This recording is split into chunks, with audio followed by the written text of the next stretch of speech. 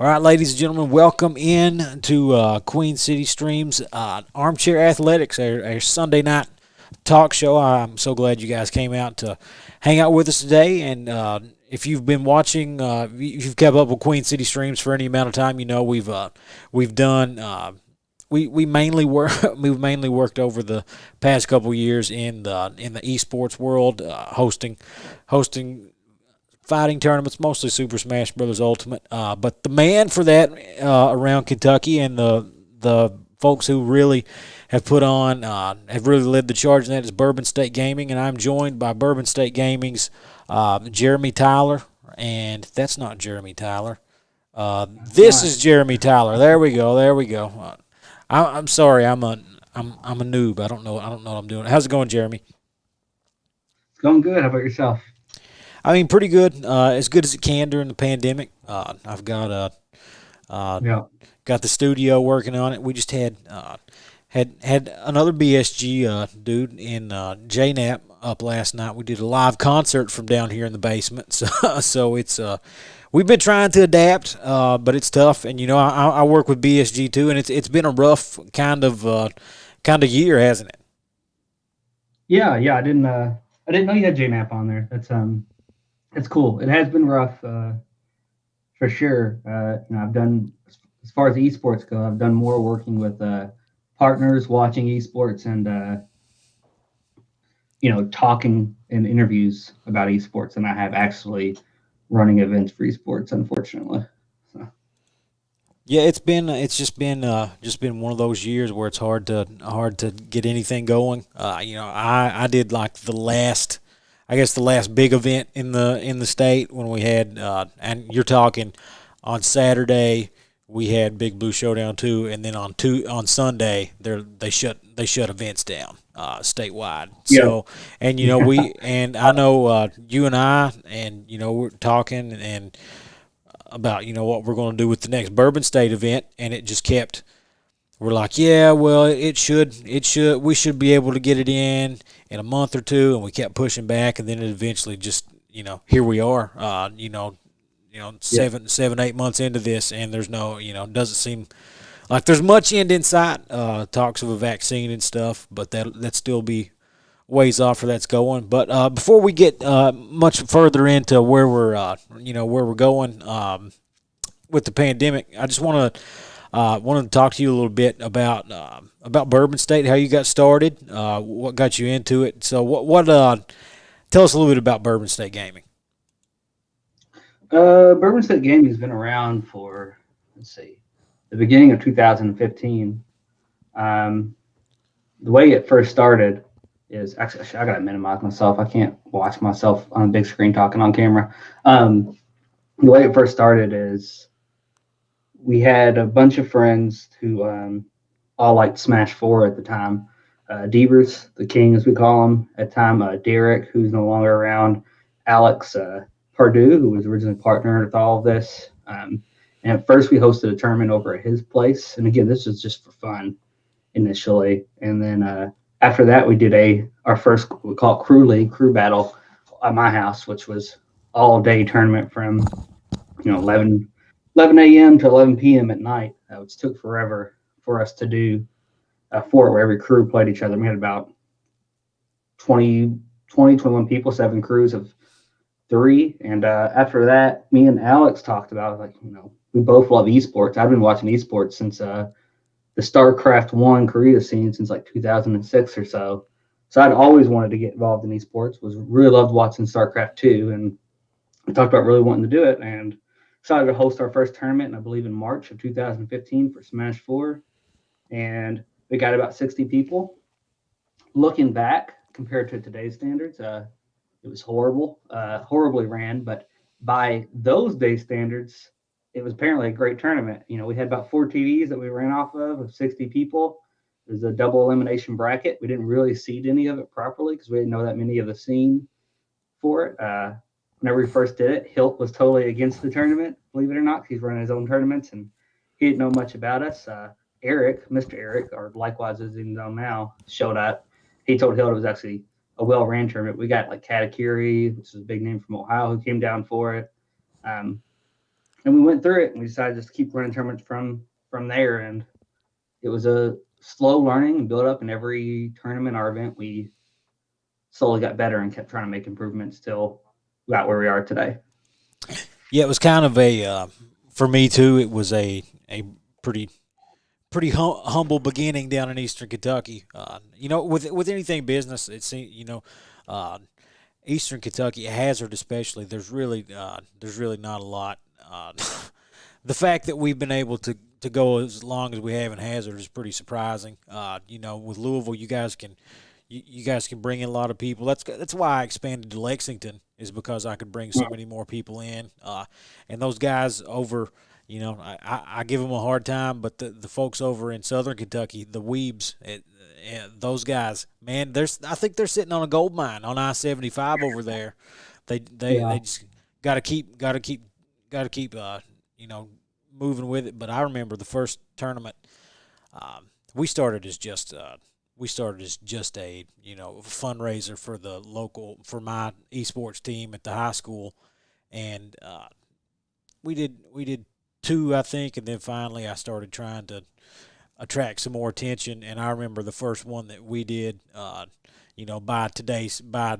the standards of what we grew to a year, I'd say that tournament was absolute garbage. And I'm surprised anybody, especially the folks from Louisville who came down, I'm surprised any of them have ever came back and done anything with us again. But you've got a business background too, though, right?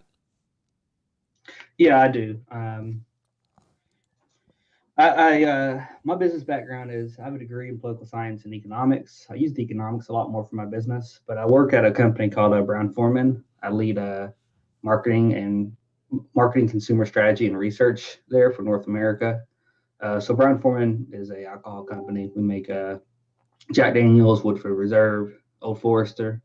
Old Forester's the first bottle bourbon. Jack Daniel's the first registered distiller in the U.S., 1866. We also make El Jimador, Corbel, things along those lines. So I run a lot of the consumer research and strategy for that, and I definitely use it for all of my Bourbon State Gaming experience for it. We worked with actually, I've just started trying to do my own consulting as well, and I just worked with Cardinal Gaming yesterday, who hosts a lot of our events, try to help them out with their business strategy and stuff like that as a partner for it. But I definitely use that for our events, talking about growth for everything. I remember, our very first event, we didn't have station signs, so we had to try to just tell people what station signs were.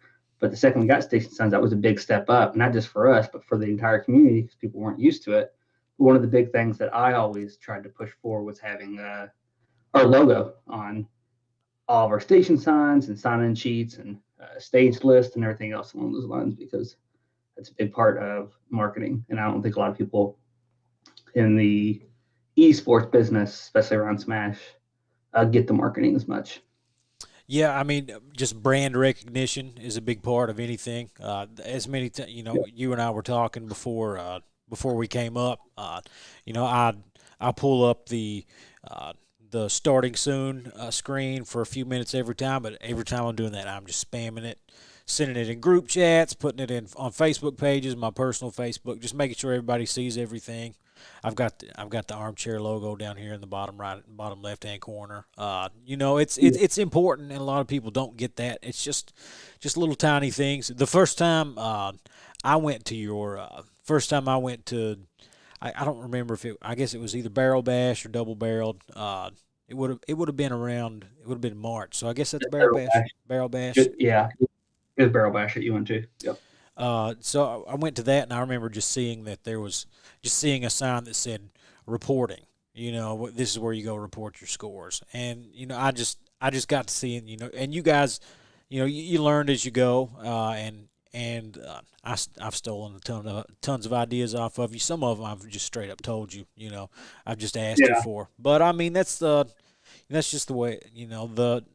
The stronger the community is in Eastern Kentucky, the stronger the community is, statewide. And not that there's a direct correlation between EKY and the state in general, but I think you know fostering smaller scenes and giving them a chance to come to be a part of a regional event only helps everybody. Yeah, no, it's totally true, and it's interesting that you say that because I definitely agree. And it's funny you talked about distilling before we went live. We were talking about how you post around everywhere, and I think I see Trey from Southern Kentucky post around everywhere, which is what I originally started for Bourbon State Gaming events. Is I would join every Smash group I possibly could for any state that touched Kentucky, just to let people know about all of our events. And I posted every week leading up to it, once a week, and I had my schedule down for it. And people might find it annoying, but they know about our events, so that's the biggest thing for it. One of the primary things in marketing is you got to at least make them aware of your brand in order for them to even consider your brand. So that's a big part of it. It's funny you talked about location too. Eastern Kentucky, Hazard in particular, can be in a bad spot, and it's good that you moved to Lexington for some of your events. But even Louisville, we've gotten to about 300 people events, but it can be hard to keep growing because we're in Kentucky. A lot of people are reluctant to come to Kentucky, and as far as our airport goes, it's not cheap to fly people in. And we've tried figuring out what our next step is for that. We actually did have a big next step that was originally planned for October of 2020 before COVID hit, but we were really going to try to have this giant event that we hadn't really talked to anybody about, but it would have been a good one. Yeah, a lot of people don't know. There's an airport in Hazard. Is there? Well, Perry No. County, it's a real. You want to talk about a small airport? It's the Wendell Ford Airport.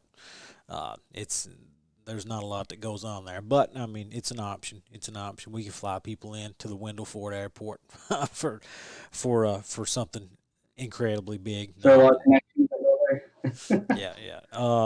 If you got a private plane, maybe we can bring you in into the Wendell Ford Airport. But yeah, and we were talking. You mentioned growth. I remember the first meeting that I ever had with Bourbon State, where we talked about some ideas, and it might have been the second. I don't know how many of those were I there for. Just one. I think so. For one, I think it was our yearly planning. We were just now bringing you on for the first time. Yeah, So, but I remember you talked yeah. about wanting to go to Cincinnati and Indianapolis and do some stuff out there. I had talked to Mhm. uh, Zach Timbo a while back. I'd said it while in the midst of the pandemic, thinking it'd just be in a few months when this gets over with we can do. But I mean, there's no reason, in my opinion, that the community in Lexington doesn't have a lot of people come from Cincinnati coming down. There's no reason for that. And there's no reason that the Cincinnati events don't have as many Lexington people. It's just one of those things that I guess people have their own conceptions about I mean rivalries or whatever else. And I know some people may have come down and if you have like maybe one bad event, you might scare some people off or whatever. But I'd like to open up those pathways again because once Cincinnati people start coming down to Kentucky, then Columbus people start coming down to Kentucky, and word of mouth's an important thing. Back to the branding thing for a second. I just remembered when I used to produce news and television at a TV station here in Hazard, and we were going to have a presence at a festival one year. Have you ever been to an Eastern Kentucky festival, Jeremy? I haven't. Eric Riddle was telling me about one in Pike that I can't remember the name of it Hillbilly now. Days. Hillbilly Days. Yeah, yeah, and he was telling us that we need to come check it out at least once. So Yeah, we've got these big, every county, sometimes even smaller cities, just have this yearly festival that you throw a carnival, you have funnel cakes, you set up, people sell food and crafts or whatever, and it's a big deal. But we at the TV station we like to go to each one of these counties in our viewing area and have some kind of presence there, and we had our sales manager who came in and he had three different options for signage to put on our booth at this thing, and I looked at all three of them, and there was one that was really clean, and it was like white with our logo on it, and I'm like, this looks the cleanest. I think, graphic designer, marketing, this is the one that I like. And he's like, well, we're going to pick this one. It's the one I hated the most because it was gaudy and it just looked, ridiculous. And I'm like, why would we pick that? And he said because, we're competing for people's attention, and we want, it's cool to have the one that's clean and cut, and that's what we would put on television. But when we're trying to get people's attention that are walking by, I want this big, ugly one that everyone is going to see from all over the place. Gonna look at. Yeah, it's a trade off of in marketing where we talk about you need to be able to get people's attention, but if it's having a negative association with it, you're not exactly winning for that. I don't always believe the whole like marketing term of like all news is good news or anything else along those lines, or any exposure is good exposure. It's got to have positive exposure. Otherwise, a commercial on TV would just have someone screaming as loud as possible your brand over and over again. You're not going to get anywhere doing that. People might remember it, but if they don't think positively of your brand, you're not getting anywhere. So you got to figure out how to combine the two for it. Yeah, I mean, when I started trying to get people's attention at yeah, kind of the launching point for the Eastern Kentucky scene was when I started making these goofy videos. Well, calling people, pro wrestling esque videos. But I produced wrestling for television for a couple years. So and I kind of knew, I can get these guys' attention and say, hey, you guys are garbage. We came over there and we beat the crap out of you, and Yeah, one for Pike. it's only and it's only fair. It's Yeah, only fair if you come over here and give us your money in our backyard, And but the thing is, I got a lot of attention from up the Louisville way and the Lexington way for whatever. I guess they assumed, and they were right, that we were all scrubs at the same time. So but everybody wanted to come down and shut my mouth. You know what I mean? Everybody wanted to come down and put Nathan, or Razor, as I go by in the Smash community. They wanted to put Razor in his place, and since and they did that, and and I had to have my, they had to get the, I could be a jerk, to them, but they had to get their moment. They had to get their moment, or it never would have worked. yeah. No, I remember you posting that first video because I was part of the Eastern Kentucky Smash group. Because I joined all the Smash groups so I can spam my shit in it. But I remember literally commenting on it and said, you need to post this to the Bourbon State Smash group. I don't think you or hardly any of the rest of them were part of it at the time for it. And before you even posted it, I already posted on there and said, like, hey, there's some drama going down in Eastern Kentucky. I loved it. I've been telling people for years during the Smash 4 days that we need to be more like wrestling. We can't control who wins like they do in wrestling, but we can at least try to create the storylines. Like at one point, wrestling was the fourth biggest sport in the U.S. during the late '90s, early 2000s, and it was that because even though the sport was fake, so to speak, they understood story, and it was good to see someone else who understood story, and we needed that in our scene.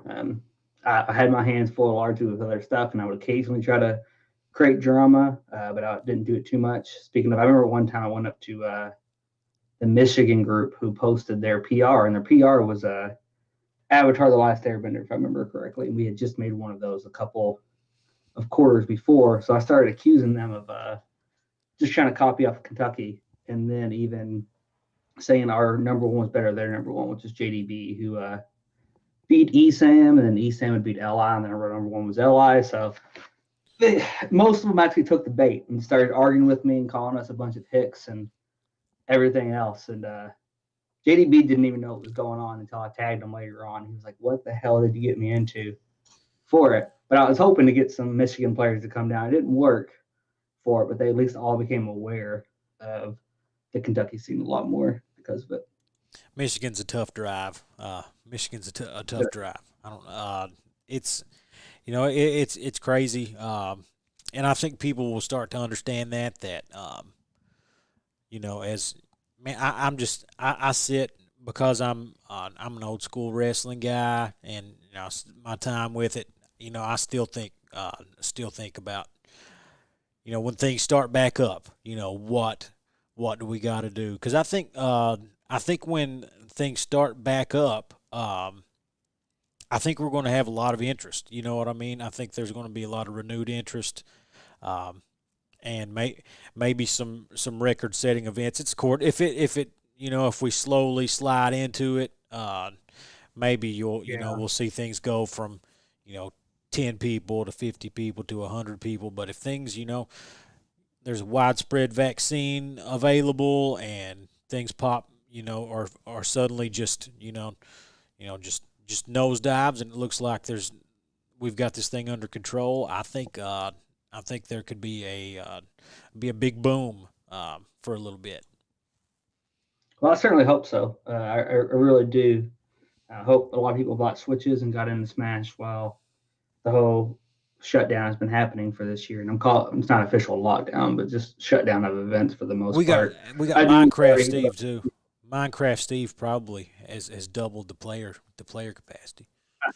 I really hope so. Every DLC release, I hope that it increases the player base uh, for it all. I do worry about what you said about it. If it's something gradual, that's going to be unfortunate. Because it's definitely going to be people who aren't coming in as much um, for it. And at least for me, I want to have as big events as possible, doing it safely, of course. But I'm interested to see what it looks like once a vaccine comes out and everything else along those lines, and how big events that we can get. I mentioned earlier, but like I said, for this October event, I was actually hoping to get over 1,000 people. It wasn't all going to be smashed because we were going to do other stuff as well, but that's what our actual goal was originally for October of this past year.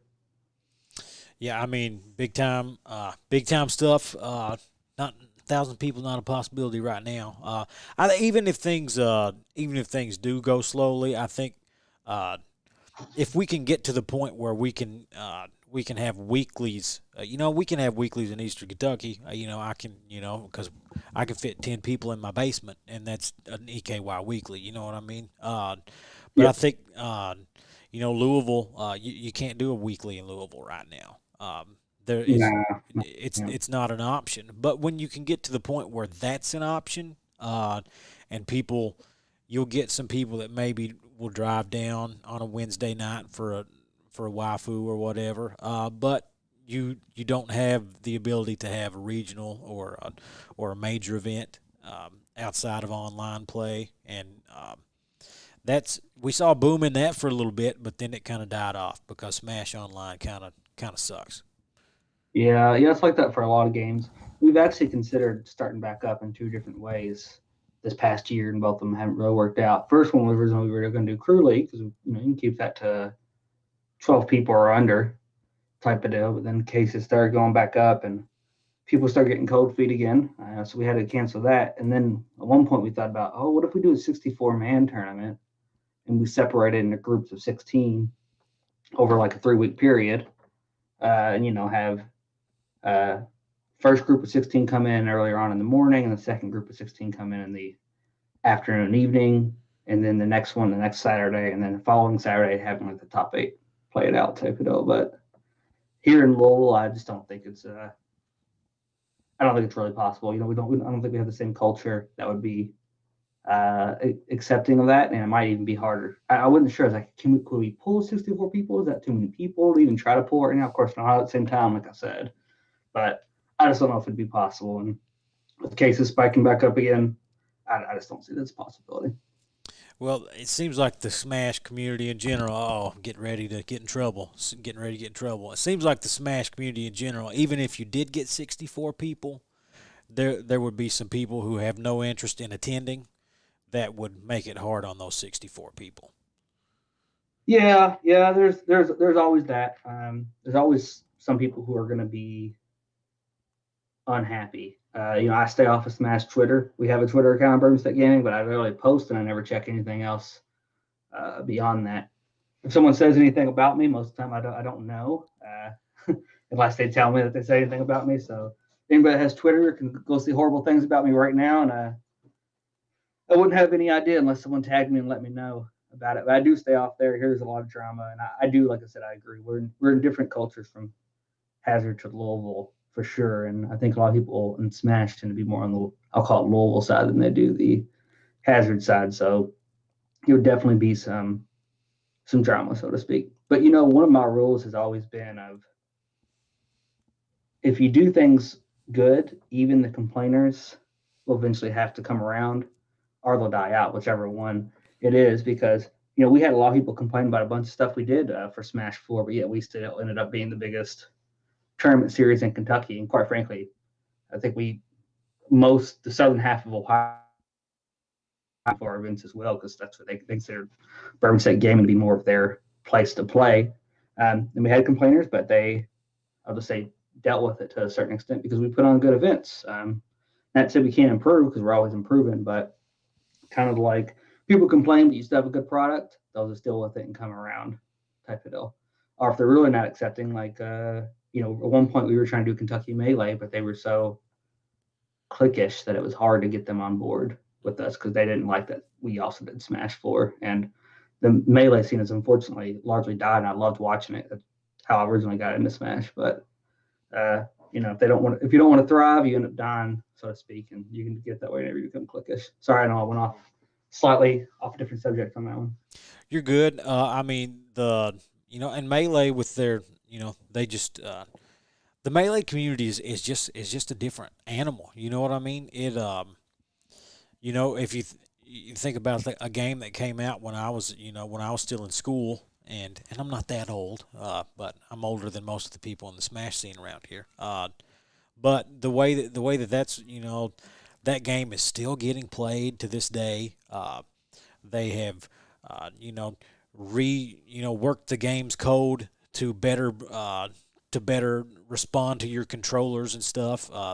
They've they notch their controllers special ways. There's a lot of that the way that scene has continued to exist is wild, and they've kind of with they had some guy that just decided, what, I'm gonna build my own net code for Melee, and it's got rollback, and people are seem to be hopping back into it now that online is the only thing. And I think the Southern Kentucky guys are. I looked at maybe trying to bring some Melee stuff in, but it's not really an option in Eastern Kentucky. But I mean, maybe the new net play livens it up a bit.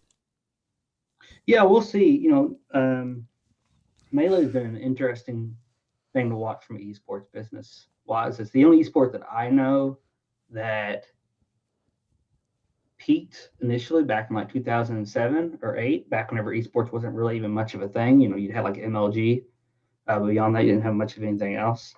And then it died, and then they made a Smash documentary, and Melee managed to get into Evo in 2013, I believe the year was, through a poll that Evo did, which they had to do twice because they just couldn't believe that Melee could possibly get that many votes.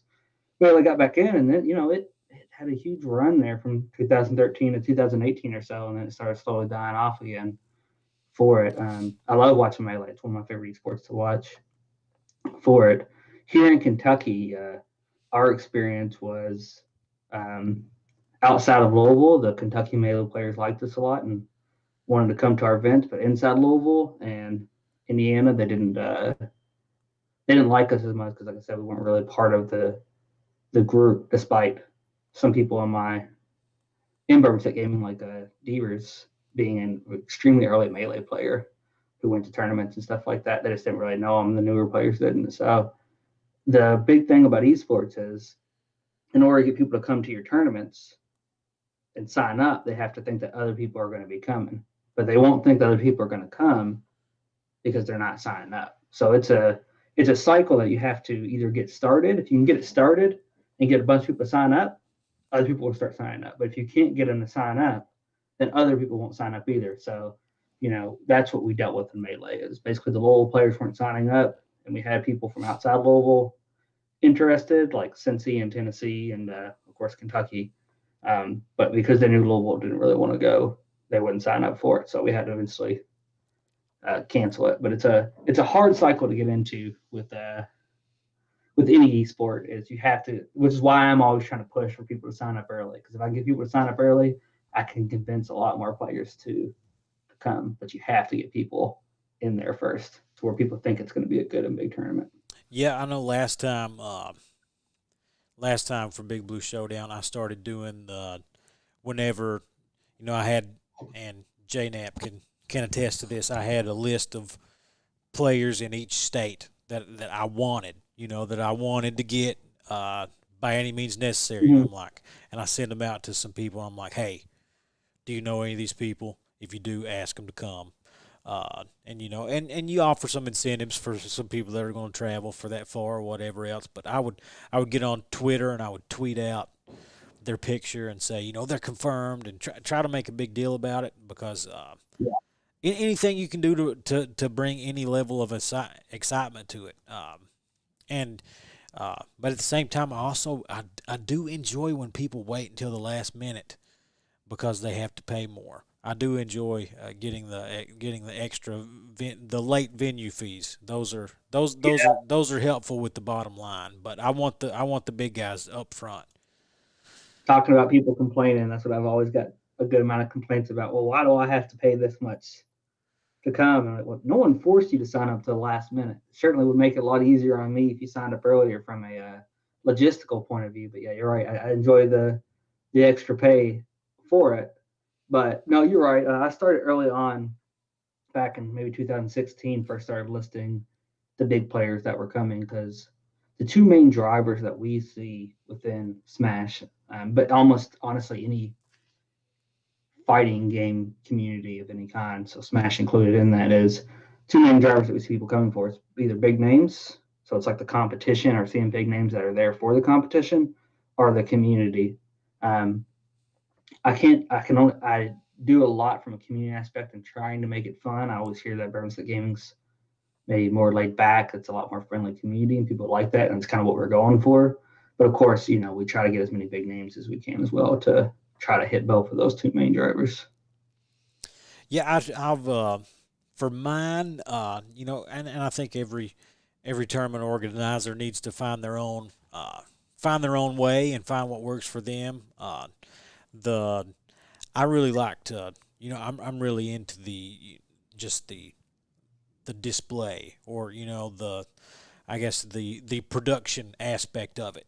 I always wanted to, when we came to the last one, and I got a few complaints. I got a few complaints because I blacked all the lights down, and up around the stream setup we had like studio lighting, but I got a lot of complaints about, well, not a lot, but I mean I got a handful of complaints about the lights. But at the same time, like you said earlier, if you do what you do well, it's going to work. And I think it would probably been a good idea to not make people hook up their setups in the pitch black. I think that would have been a smart one, and one that I'll take into consideration next time when we're doing it. But that's for me that's part of it. I want a spectacle. I want a spectacle. I want my moment where I come out with the microphone and absolutely, say No, I love it. incredibly terrible things to people, and make them to piss me off in return. I remember we went the Southern Kentucky folks, and I love them. I love them. I love them. Don't let anyone tell you any different. They I never even meant to start. I never even meant to get into it with those guys. It's just one of those things that kind of organically happened because I offered an incentive for any PR player that wanted to come to Hazard that I'd pay their way in, that they wouldn't have to pay. And just as I thought it was a joke, I said, and for those weebs over in Southern Kentucky with your anime profile pics, you're paying double.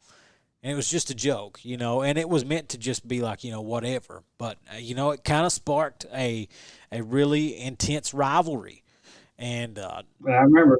I got on Twitch just to stream like the week going into the tournament, and I think it was Volt. Uh, Typed in the Twitch chat. He's like, "Man, I hope nobody gets into a fight. I hope nobody fights." And I'm like, "Man, this is this is getting a little more intense than it needs to be." But we huddled up, we talked, and sadly, they beat us. I still think we were Oh, cheated. I was injured. I remember that was a funny experience because one, it was funny seeing trash, have another rival with other trash for it because we knew that neither one of these groups were very good. So it was funny to see, you all make bad moves after bad move and hope that someone was going to win in it.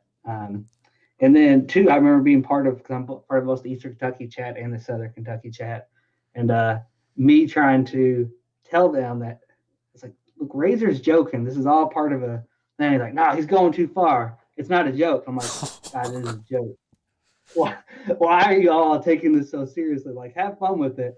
It is a joke. But they thought you were serious for a while. I said you called in question of their authenticity and honor or something like that. So wait, run that by me. Called in question their authenticity and honor.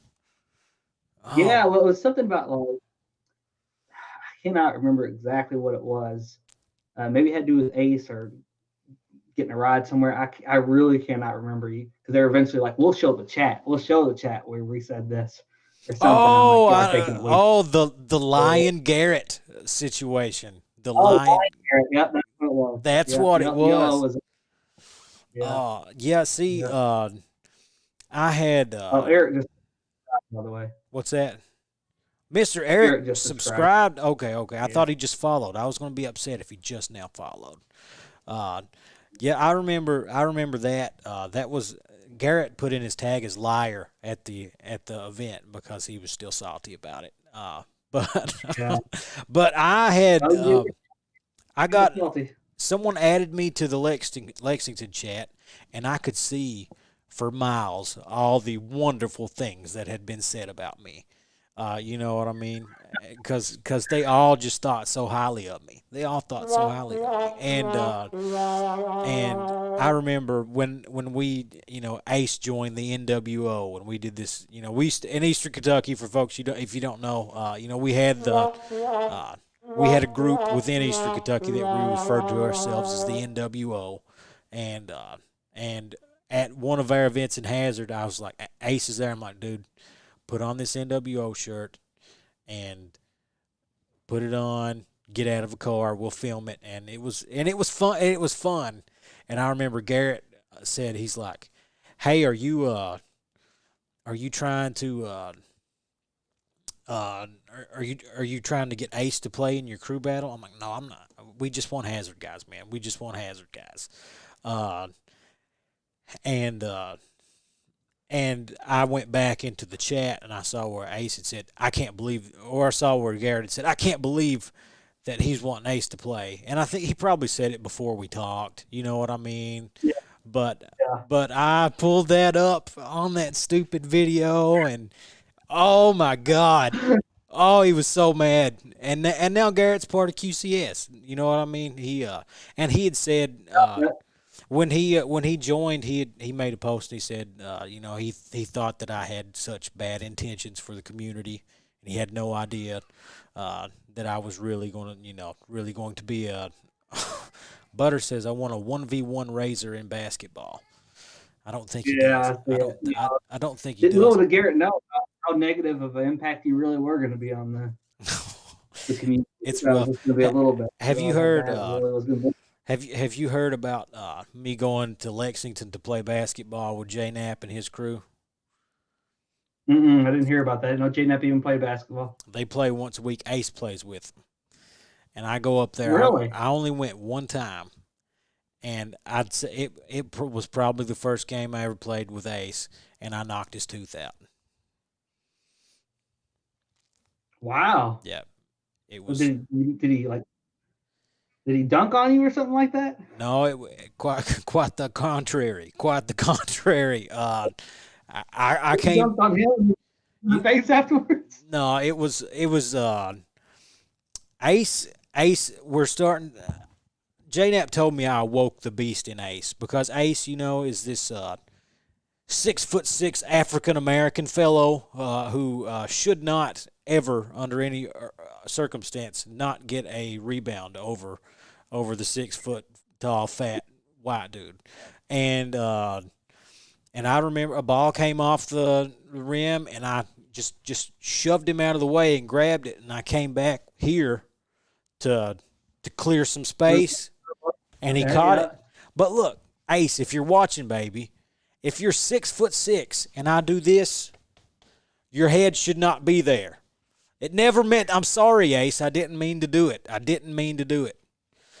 So But you got the rebound over him. He fell to the ground, and you came down with the elbow drop, getting people's elbow right in the mouth, and then that you would lost the tooth. that would have been good if the cameras were rolling. But no, he leaned down and I just slung the elbow, and it was a bad deal. It was a bad deal. But yeah, Lion Garrett. I'd forgotten about them getting. See, they wouldn't let me in the Sky Chat, Jeremy. I'm not allowed. I was never. I even asked once because some things blew up, and I said, I'd message Trey. I'm like, man, I think this is a misunderstanding. If you guys could just let me in there and talk, I think we could come to a mutual understanding here. And he's like, well, not today. It's pretty bad. Not today. Not today. And then eventually became, no, you're just not in. So we kicked all them out of the EKY chat too. Yeah, I remember all that drama. I remember it all going down. I don't actually. I got into Eastern Kentucky and what's it called? Southern Kentucky chats because I knew I'd be at least slightly welcome there. I'm not in the Hadaway chat or Lexington chat or Louisville chat or anything else because I think I'd probably get my feelings hurt about everything that's probably said about me in there. Which I think things have gotten better for it all. But I remember at one point I was basically the Vince McMahon of the at least of the Smash Four community. Like there was the whole like I'm keeping the players down with my tactics and everything else along those lines, which was funny to a certain extent. I wanted to be able to play up that role, but I couldn't do it very well. But I definitely was a Vince McMahon of Smash Four in Kentucky. They accused you of keeping them down with your tactics. What kind of tactics did you have, Oh yeah. Jeremy? Well, maybe I wasn't keeping up to date with the stages like they wanted, or we would do different events other than doubles, and the serious players definitely didn't like that and would get very upset about us ever doing other events besides doubles for it. I had some people who just accused me of only wanting money, which is hilarious because for the amount of hours that I put into it, I don't really make much money off of any of it. I pay a lot of my workers almost as much as me, and in many ways, despite the amount of time that I put into it. And a lot of them apologize for it. Some of them were just younger kids. Some of them were young adults. I don't think really had any reason to be acting that way, but some of them were teenagers and stuff like that. But definitely caused a lot of trouble. You get more serious players who think they can run stuff better and everything else. And eventually we stopped doing monthlies. And, I think that's what people's opinions started changing some because there was no weeklies going on. We were doing an event every month for that matter. And whenever we stopped doing monthlies and just started only doing regionals once every couple months or once every few months, I think people started coming to appreciate what we were offering to the scene a lot more at that point. Yep, the great '80s band Cinderella once said, "You don't know what you got until it's gone." But yeah, it's tough. Trying to work that entire because there is some money that's involved, and whenever money's involved, people like to assume the worst. But there's I would dare to think, and I do a lot of investing in my product. You know what I mean? I will, like I bought TVs to put up in the basement. I've redone this basement so I can stream in it. I've got backdrops and lightings and cameras and everything else, and I would imagine I put everything into a single account, and spend out of that and spend some of my own money. And there's like so, and that account has like $300 in it right now. So over the course of a year and a half or so of events, I've got I'm to the green $300. But when you account for all the stuff that I've spent out of my own pocket, I'm in the red. But at the same time, it's stuff that I'll always have and I won't have to spend money on again. So Yeah, no, I'm certainly not in the red, but it took us a while to. It was in our second year that we started making money finally on it for the most part. We were always reinvesting before that, everything that we did. So it wasn't until our second year that we finally started making money on it. But I've put in, part around $20,000 into trying to get the Smash community and the fighting game community that we also host events for it. Over time, yeah, I think around 20,000, maybe a little bit more. Honestly, it's the amount of money that I spent into it. We're in the black for it all, but there's risk definitely with it. Back in 2016, we put I put $1,000 little prize bonus pot, and I was gonna have to pay that up no matter what happened. It's either gonna come out of my pocket or we're gonna get it from the tournaments. But obviously, I was pushing to get it from the tournaments, but I had to put that up there for sure as risk. For it, I don't think a lot of people understand that in all of it. Even if, let's say theoretically, I didn't care about the Smash community, does it really matter that much as long as I'm putting on good events that other people aren't putting on, for that matter? We're both profiting from it. I don't need to care about it. And it's the same whenever it comes to investors. Cardinal is, they're a partner of ours. Cardinal doesn't have to care about the Smash community. They could literally just care about making money. But if they're using their money to help out the community, that's a good thing as far as it goes. And that's what I try to get businesses to do, is to say, hey, look, there's a lot of people in this community. It's going to be good sponsorship for you, and you'll get more revenue for it. And in the words of Adam Smith, the baker and the blacksmith don't have to care about each other or give charity to each other for both of them to benefit from each other. And that really is the case with the industry, which I know sounds harsh, but it is reality, and it's a rational reality for it all as well.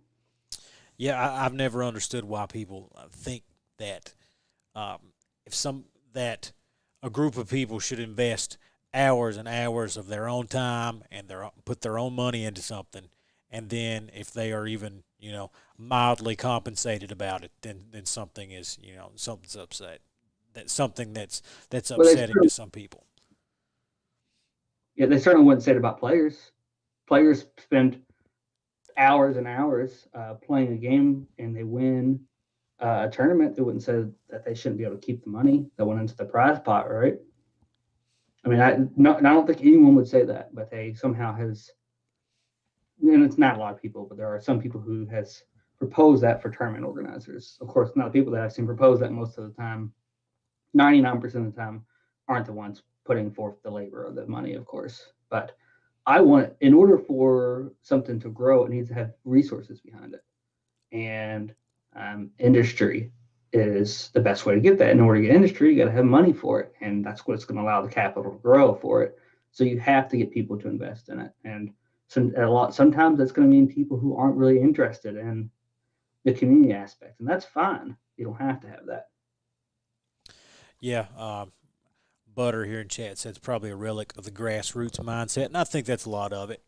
People that have been around Yeah. for a long time, and they just hanging out, doing it for the love of it, and that's great. But I mean, to me, if I come down from, if I host an event in Lexington and I myself leave with, let's say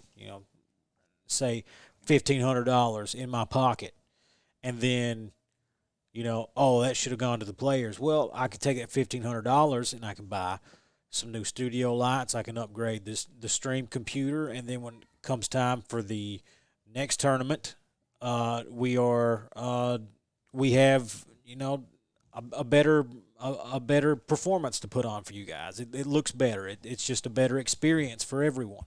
we've got $500 left over. So now when we start off with that $500 pot bonus, it's not coming straight out of my pocket. You know what I mean? It's not like, for that first tournament that I did in Lexington, uh, I was I I didn't price it very competitively, and I had, even till the last day, it was a $5.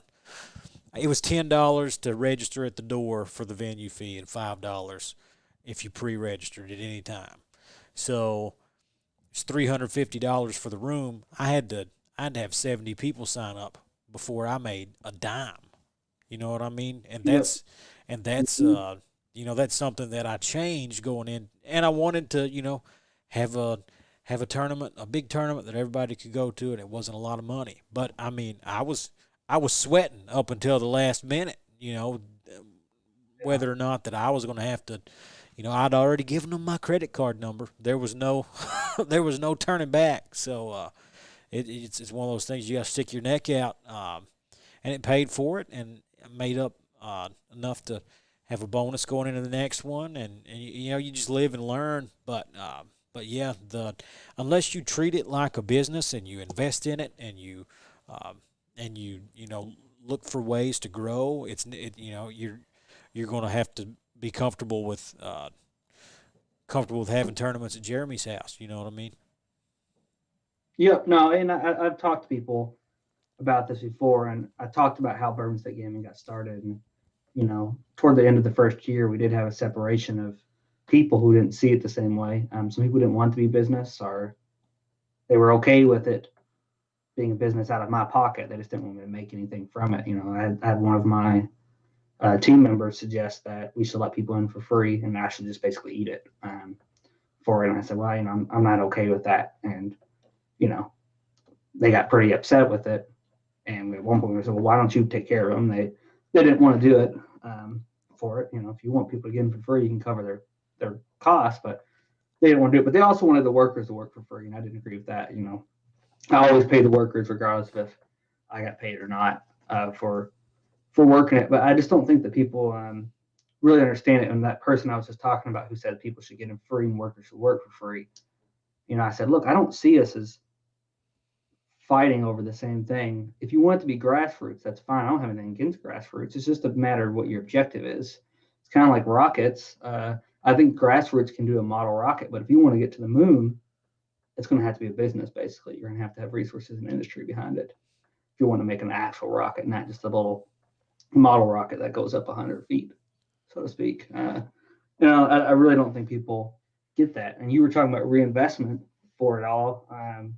Amazon got as big as it did because Jeff Bezos, since he was the private owner of it, he didn't post profit for years because he took all money that would have been in profit and constantly reinvested it to keep growing the company and to buy up new products and new avenues for them to expand into for it. So I don't think people always they don't always get that as far as it goes. Yeah, and with that mentality, people should get in for free, and people should try, and the workers should work for free. If there was a legitimate like employer that went by that, that said, okay, guys, everything that we make is free, and we don't pay our employees. That they just wouldn't last. They just wouldn't last a long time. It's and like you said, you can stay grassroots. I can have a weekly in my basement every week, and nobody pays, and it's whatever. The only thing that I have to pay for is how much I piss my wife off by how long we stay down here making noise. That would be the only thing that I have to pay in. But it would never get any bigger. You know what I mean? It would never grow. And I think grassroots stuff like that is important for Absolutely. each individual community. You know what I mean? Like I think it's I, important that Pikeville has something like that. That Hazard has something like that. That Southern Kentucky, that Lexington, Louisville, that they've all got some kind of community thing that they can all be a part of, and whatever else. But to really, push any sport, e-sport game to the limits that it can be competitively, you have to make it an option You have to have the business side of it. You take something the size of an Evo or a Big House or a Frostbite or something like that. You know, you get, are people going to are people going to drive or fly planes to that if the pots are not what they are? Are they going to have a staff of you know hundreds of people that work on this and they just do it out of the goodness of their heart? Which there's some of that goes on at those. They'll take some volunteers, but it's Yeah. it takes a lot to put something like that on. Well, and it'll only go for so long. You can only ask for a charity and the kindness of people's heart for so long. That's just what it comes down to. People will get worn out from it for the most part. I think Tacey's done a good job of keeping it up. I don't think he really makes anything for the weeklies as far as it goes. And again, for smaller scale stuff, I understand why it makes sense. But Butters is right. You know, it's a good starting point, but if you want to grow, you need other stuff happening. That's actually kind of what happened with the Melee community that I was talking about here in Kentucky. I mean, Melee was getting bigger, but the community was actually getting smaller here in Kentucky and stuff like that because they didn't want the esports aspect of it. They didn't like that it turned into an esports. They said they wanted it to Yep. be a grassroots thing, but every big community is going to need a business to support it. That's what it comes down to. Yeah, you mentioned And you can only rely on charity for so long. My church started a homeless shelter, and one of the big things with that homeless shelter was that it was all volunteer based. And when that homeless shelter started off, you could I mean it was completely the sign up sheet. Could have been a mile long, and people would have signed their name to it and come in and help and cook and do whatever we got to do. But after a while, that's what I mean. That slowed down, and the people that were still there, that didn't were asked to stay longer, to deal to be it, and things got harder, and because you can only ask people to give you their time and their and their passion, and give them everything you got for so long without any type of return on it. yeah, yeah, you get burned out. You got to have something that's going to incentivize you uh, for it. And I think people don't always understand the incentives of it. Otherwise, like I said, we would just have free tournaments people compete in. But now people want the incentives to come and compete in a tournament as well, which is the prize pot. Yeah, or I remember the first big tournament I ran in Lexington, JDB. He no showed me. He wouldn't show up. And you know what he told me? He said, "Sorry, man, you're not running doubles. You're not running doubles, and I don't want to be a part of it. Because if he wanted to drive from Lexington down there to do that, he didn't want to just show up Yeah, at 1 o'clock, 2 o'clock, or whatever, and run one singles run and be done with it. He wanted the opportunity to do doubles and like doubles, and it's a option to cash in a little more money. So and that was one of my options of learning. I was really obsessed, with tournaments. One of the biggest things, and I know you can echo this, is that the uh, timeliness of a tournament is one of the big factors of how people view your tournament. oh, And I was yeah, obsessed. no, absolutely. And I that I heard and yeah go ahead. that first one, I just wanted to say, okay, I'm not going to do doubles because I don't want to get behind. And then once I did the first one, some people didn't come because of doubles, but I got an idea of how long it would take to get that amount of people through singles, how many setups I needed. And you and Devers came down and commentated a little bit, and I asked you guys what, and Devers had a list of stuff, baby. He had a list of stuff that he wanted me to work on, and that's what I want.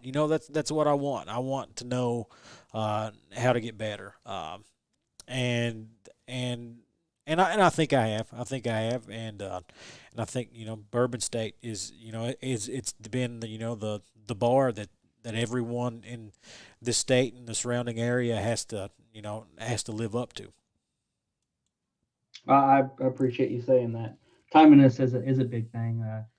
I heard of, and I wasn't part of this, but during the brawl days, Eric and Hilton, all those other people used to tell me, tournaments used to go to 3 in the morning. So we ran one tournament ever that lasted to almost midnight or around that time for it. And all, I mean, I felt terrible whenever it did. We had a lot of people sign up, and we didn't get as many games going. But what really did it to us is Smash GG kept messing up with the groups into seating in the final bracket, and it took like an hour and a half. So what should have ended at like 10:30, it didn't end until almost midnight because of that, and that was a terrible experience. But a lot of people don't get the timeliness down. They don't pay attention to the necessities, the functional stuff that you have to get right first for it all, and what it really depends on to run a good tournament, and that's timeliness. It's how it's organized for it, the number of people, good seating, things along those lines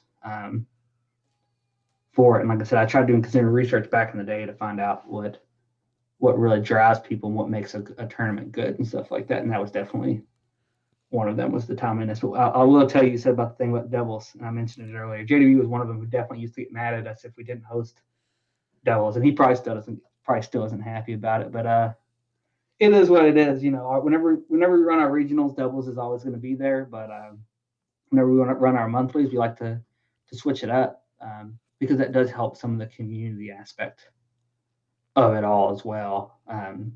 Seeing other types of gameplay that is maybe more fun for people. It could be like we call it kerfuffle, where you could only play one character once and then you couldn't play it again. So you had to mark it out on a sheet. We did 3v3 that people loved. We did what's the name of the feature on Ultimate? It's the crew one, where you pick up 3 characters that each has a stock each. And there are people more serious players who might get upset about it, but then it ends up being hype a lot of the times as well. Whenever we ran the numbers, doubles didn't necessarily get us any more than these other weird side events did. Sometimes those side events did even better than doubles. So, it's always a trade-off of, are you trying to make it to more serious competitors? Or are you trying to make it more of a community aspect? Because people come as serious competitors, but they also come for the community. So you got to try to balance both out. Yeah, and there's no one size fits all. You know what I mean? You can't. There's no way that you can have any one event that just everybody loves and no one's going to say anything about.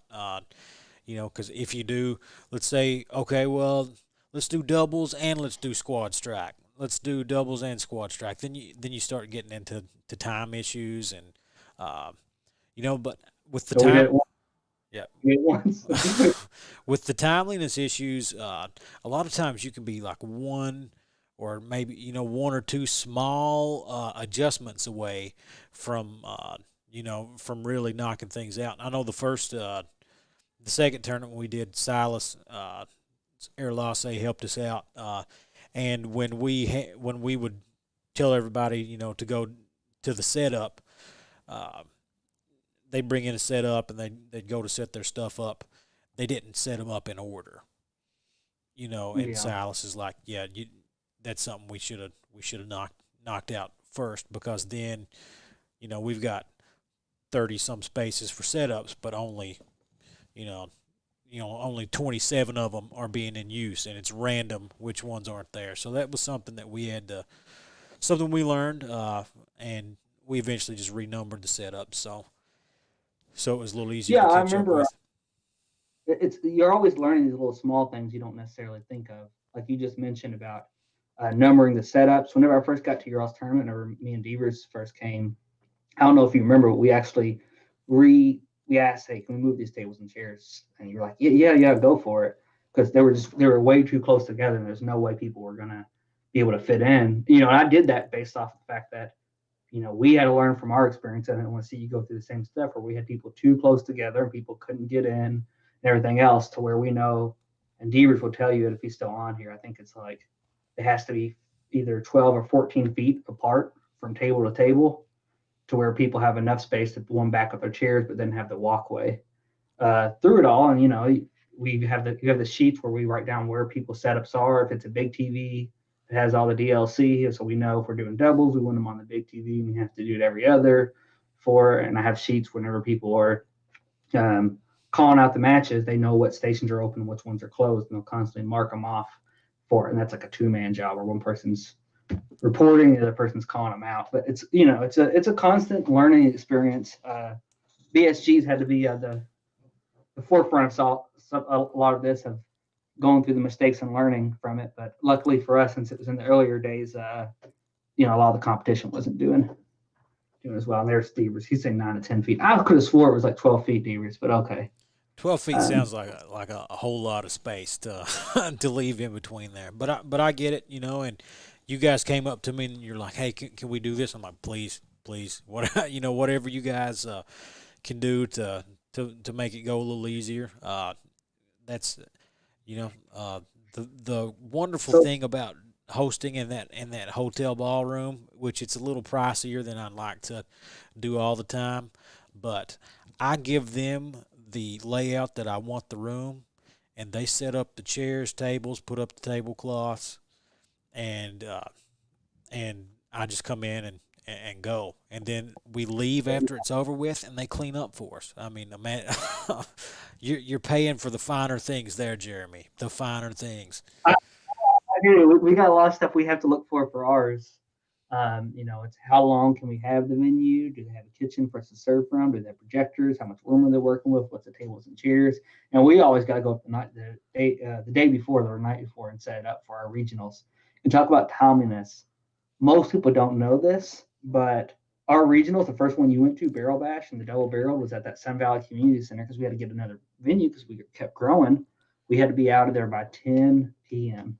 Yep. And that means everything cleaned up and all the furniture put back to where it was before by 10 p.m. And I was the entire first event. I was somewhat nervous the second event, but the entire first event, we got there, I think 4 minutes before they had to officially lock it and set the alarms. And I was like, oh my gosh, we have to be on this. I was like, there can be no slowdown. I want every event called out. And normally I want to make sure, I want to try to be able to give some people breaks and stuff like that. And I was like, we got to move.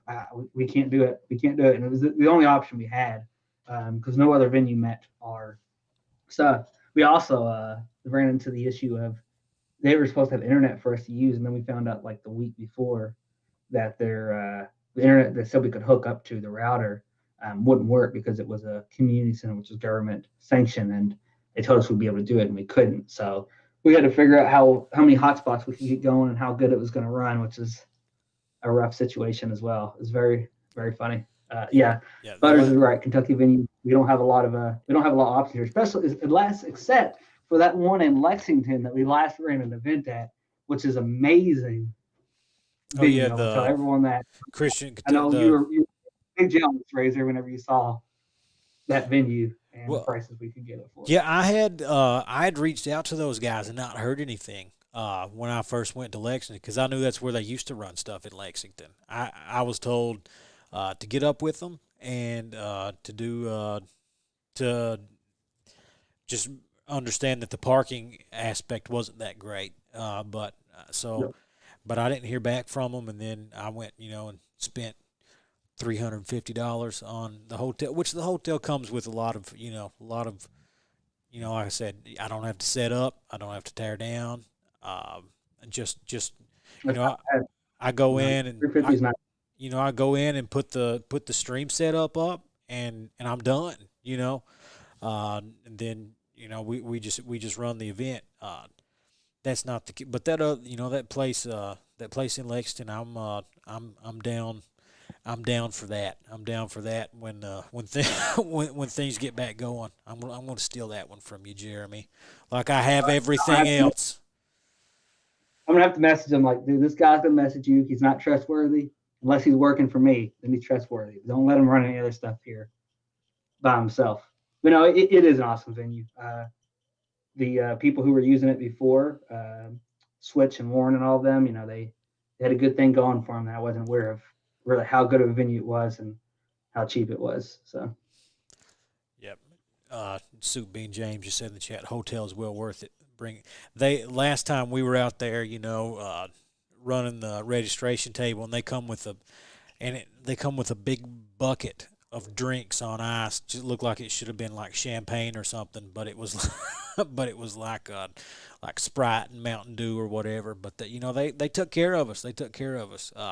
But with that, there's you you mentioned venues are hard to come by to get that tick off all the requirements that you need. The thing that had me sweating in that first one um, is they've got a catering contract. So if there's food inside that venue, it needs to come.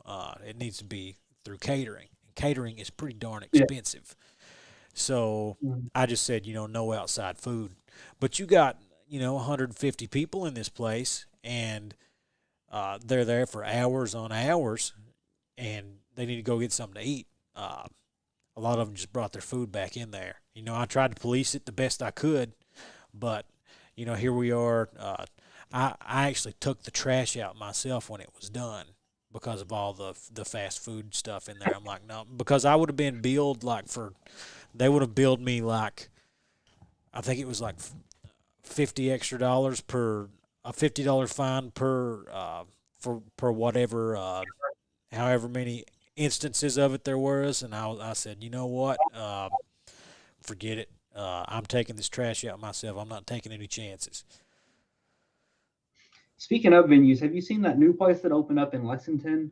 Um, The cereal it's called bar. like it's called like It's what's it called? it's Warriors Gaming Lounge or something, but they have a cereal bar. They have a cereal bar. Oh, yeah, yeah. It looks really cool in there, but what's your thoughts on that? It's an awfully peculiar time to start up a gaming lounge. That's my first thought. But I mean, I love the idea. I love the idea of having a place, where you can go, and they've they've got, if you like cereal, they've got cereal. But but I like the idea of having any centralized place that you can do that stuff. I looked at some of their ideas for gaming and tournaments and how much they're charging and stuff, and um, it's pretty steep compared to what other things are going on, especially for a weekly. You know what I mean? You're talking about, I think, don't quote me, but I think at the very least $20 to get into like a weekly there, and that's tough. Yeah, It's tough on a weekly basis. no, I agree with you. I heard their stuff. It was on certain nights it's $15 for 3 hours, and that doesn't include what you pay into for the pot. Yeah, I'm not trying to bash them. I'm just like, I just don't know if this is going to be a successful business model for you all. I think you're overestimating how people want to pay to get in here. I've had a lot of businesses reach out to me who want to set up gaming lounges or even set their own stuff up, and it was always, hey, you want to work with us? You have the big C sports business here and stuff along those lines. And I always saw the model that they were trying to do, and I always had to come back like, I'm sorry, that's not going to get it. You're gonna have to lower the prices of entry and try to get your money elsewhere because it's not going to be from game. People can sit at home and play gaming, and if they're going to come to a tournament, if it's weekly, like every week, which is what you're going to need in order to be successful, it's got to be cheaper than this. You might get this much for regionals, but don't that's not going to be often that you have those type of events going on. So Yep. I do. It was your time. It looks really cool in there, but I do worry about the business model for it for sure. Yeah, that's the thing for me. And you look at these venues like D20 that host the Lexington Weeklies, or Cardinal that was hosting the Louisville Weeklies and some of the Bourbon State Monthlies. They make a little bit of money off of these tournaments being hosted there, but they don't do those. They don't do those full time. You know what I mean? That is an aside that they use to bolster their own business and their own offerings. But it's tough. Yeah, There's a reason arcades went out of business. There's a reason sure. those don't happen anymore, and it's because of the home console.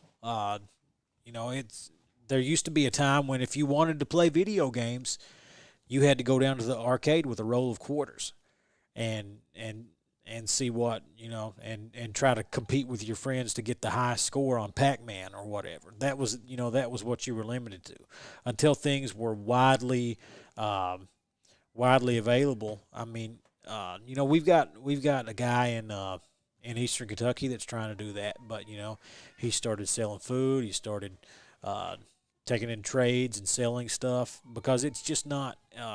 It's really hard to have just something dedicated to something that you can do at home for free. Yeah. Why would you Yeah. pay to play computer games for pay $15 to play computer games for a few hours when you can do it at the house? You know what I mean? Yep. No, and that's what I try to get into. Even with Cardinal, they said that whenever we would host tournaments there, they basically doubled their normal profit that day. But of course, in the long run, I said, hey, that's good that you all double your normal profit. So they doubled it not from the venues that they were getting. That helped a little bit, but that wasn't anything. They doubled it from people buying other shit while they were in there for it. And then I told them, but that's in the long run, that's really not what you're getting at. What you're really trying to get at is people to become aware of you, to have a good positive association with you, so that whenever they want any of their nerdy hobby stuff in the future, they'll think about you all and order from you. Which they've now moved to very online. They're doing very well, but I just don't think that a lot of people realize. You can't just do it on an esport can do really well as an esport on its own. Like you see League of Legends type of deal for it. But they're even with us whenever we're hosting events, the reason why I always have to have a kitchen is because venues isn't going to do it alone. I need to have a kitchen in order to make more profit, and I have to try to get sponsorship in order to make more profit because I can't just get it on ticket sales alone. Now imagine if you had to pay a brick and mortar store every single thing, you're definitely not getting it just from playing games. You got to have plenty of other ways to try to make that money for it. So I support their effort for it, but they're gonna have to get a different model for it. Hey, maybe cereal's in, baby. Maybe cereal's going to do it. You never Yeah, know. the way to go. Yeah, I try working with a couple businesses on like, if you make it more into an entertainment venue or something else along those lines, where people can drink or have food or buy products, and they can come there and play games or any sports, that's a lot more reasonable model for it. But you got to have that Yeah, to make but it happen. yeah, if you like I said, you use that. Cardinal uses that to bolster. What they're already doing.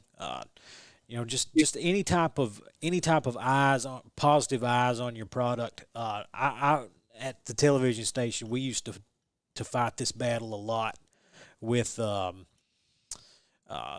we do live football games or basketball games every week. We did what's called the WYMT Game of the Week, and there would be schools that just didn't want us to be there because they felt that if it's on TV, it's going to screw up their ticket sales and they're going to make less money out of it. So we started saying, well, how much if we come, we will at halftime we will present a check to your school's athletic department to do that, and then we would sell commercials, advertisers, sponsorships to make up for all that. Sometimes we could just get the check sponsored, and just say, hey, the halftime check sponsored by Subway or whatever, and that would be the tipping point for a lot of the schools. But we actually did studies on it, and just the fact that we were there and we put on TV and on social media that this is the game of the week, and kids wanted to come and hold their signs up and get them on TV, even though people could watch it on TV. Attendance went up. We did studies, so just the fact, just the idea that it was going on there increased their attendance. Yeah, no, it sounds a little silly to me whenever you first said it that they thought that somehow they were going to lose attendance for it because you're raising the awareness of it. People, I mean, you certainly don't see other sports like NFL or NBA or anything else along those lines saying, if we get this on TV, we're going to get people won't want to show up to our games. I mean, no, it's the reverse. You get on TV, people want to show up to the games. They're more invested. They want to keep up with it type of deal. So that is a bit funny that y'all needed it and you had to sell them on something else just to get it there. Yeah, it's So, not. so Go go ahead. ahead. I got a quick question for you though. Because I am curious since you're a TO as well. What have you done that's gotten you the most heat out of everything so far as the Smash scene goes? We've only talked about Smash. We haven't talked about fighters or anything else along those The lines. most heat. So what? Yeah, you've been most involved in that's gotten you the most heat. Okay, are you talking like fake wrestling heat or legitimate like people I pissed people off? Let's do both. One Okay. for each. I would imagine the most like the vitriol, fake wrestling stuff is well. There's two, and this one of them is very much appreciated. The first one being um, just the sky stuff because those like you said, you were in the sky chat. You know how those guys believed it. They didn't know Nathan. They only knew Razor. That's the only thing they knew, and they knew that they hated him and that he was out, he was the boogeyman or whatever. But the funniest one that I've ever been a part of is when Soup Bean himself, and I know you love Soup Bean. You've only How many times have you banned him from the Bourbon State group? I think three at this point. Well, the last time that he got the big ban, uh, and he just went off on Cardinal, and he just kept saying the F word over and over again and hating on Mason Berry. And then I posted the big Soup Bean and QCS part ways or whatever. And Jeremy, why does anybody believe anything that I say anymore? why, why does anyone believe anything that I tell them at this point? We went through that post recently and looked at it, and people were like, "Oh man, what did he do? It had to be bad this time." Uh, I think Razor is well within his rights to let Soup Bean go because he crossed the line this time. It's ridiculous. Oh God, that shit was hilarious. I kept seeing people just fall for it. I'm like, oh my gosh, why do you all do that? It's like Devers is on here. I lie to him 24/7. I do the same thing with Eric too, and they just continuously believe me over and over again. And I would just keep. I'm like, you have to stop believing me because I'm gonna keep lying to you and making up stuff because you keep believing me. So I don't blame you for keep going, but it's hilarious to see people Uh, contradict but debate. but me and James, absolutely, me, James, and Ray were, we were in a group chat, and we just sat and rolled all day long over that. It was bad, but those were the fake heat moments. The one where I really and truly got people upset is it was that first big tournament I had. Number one, because I didn't know what the hell I was doing and I screwed it up, and we didn't have a good stage list. We had old TVs. We weren't using monitors. We didn't have adapters, GameCube adapters, and the ones we did had were Nyko. It was just a bad tournament. Uh, but I had this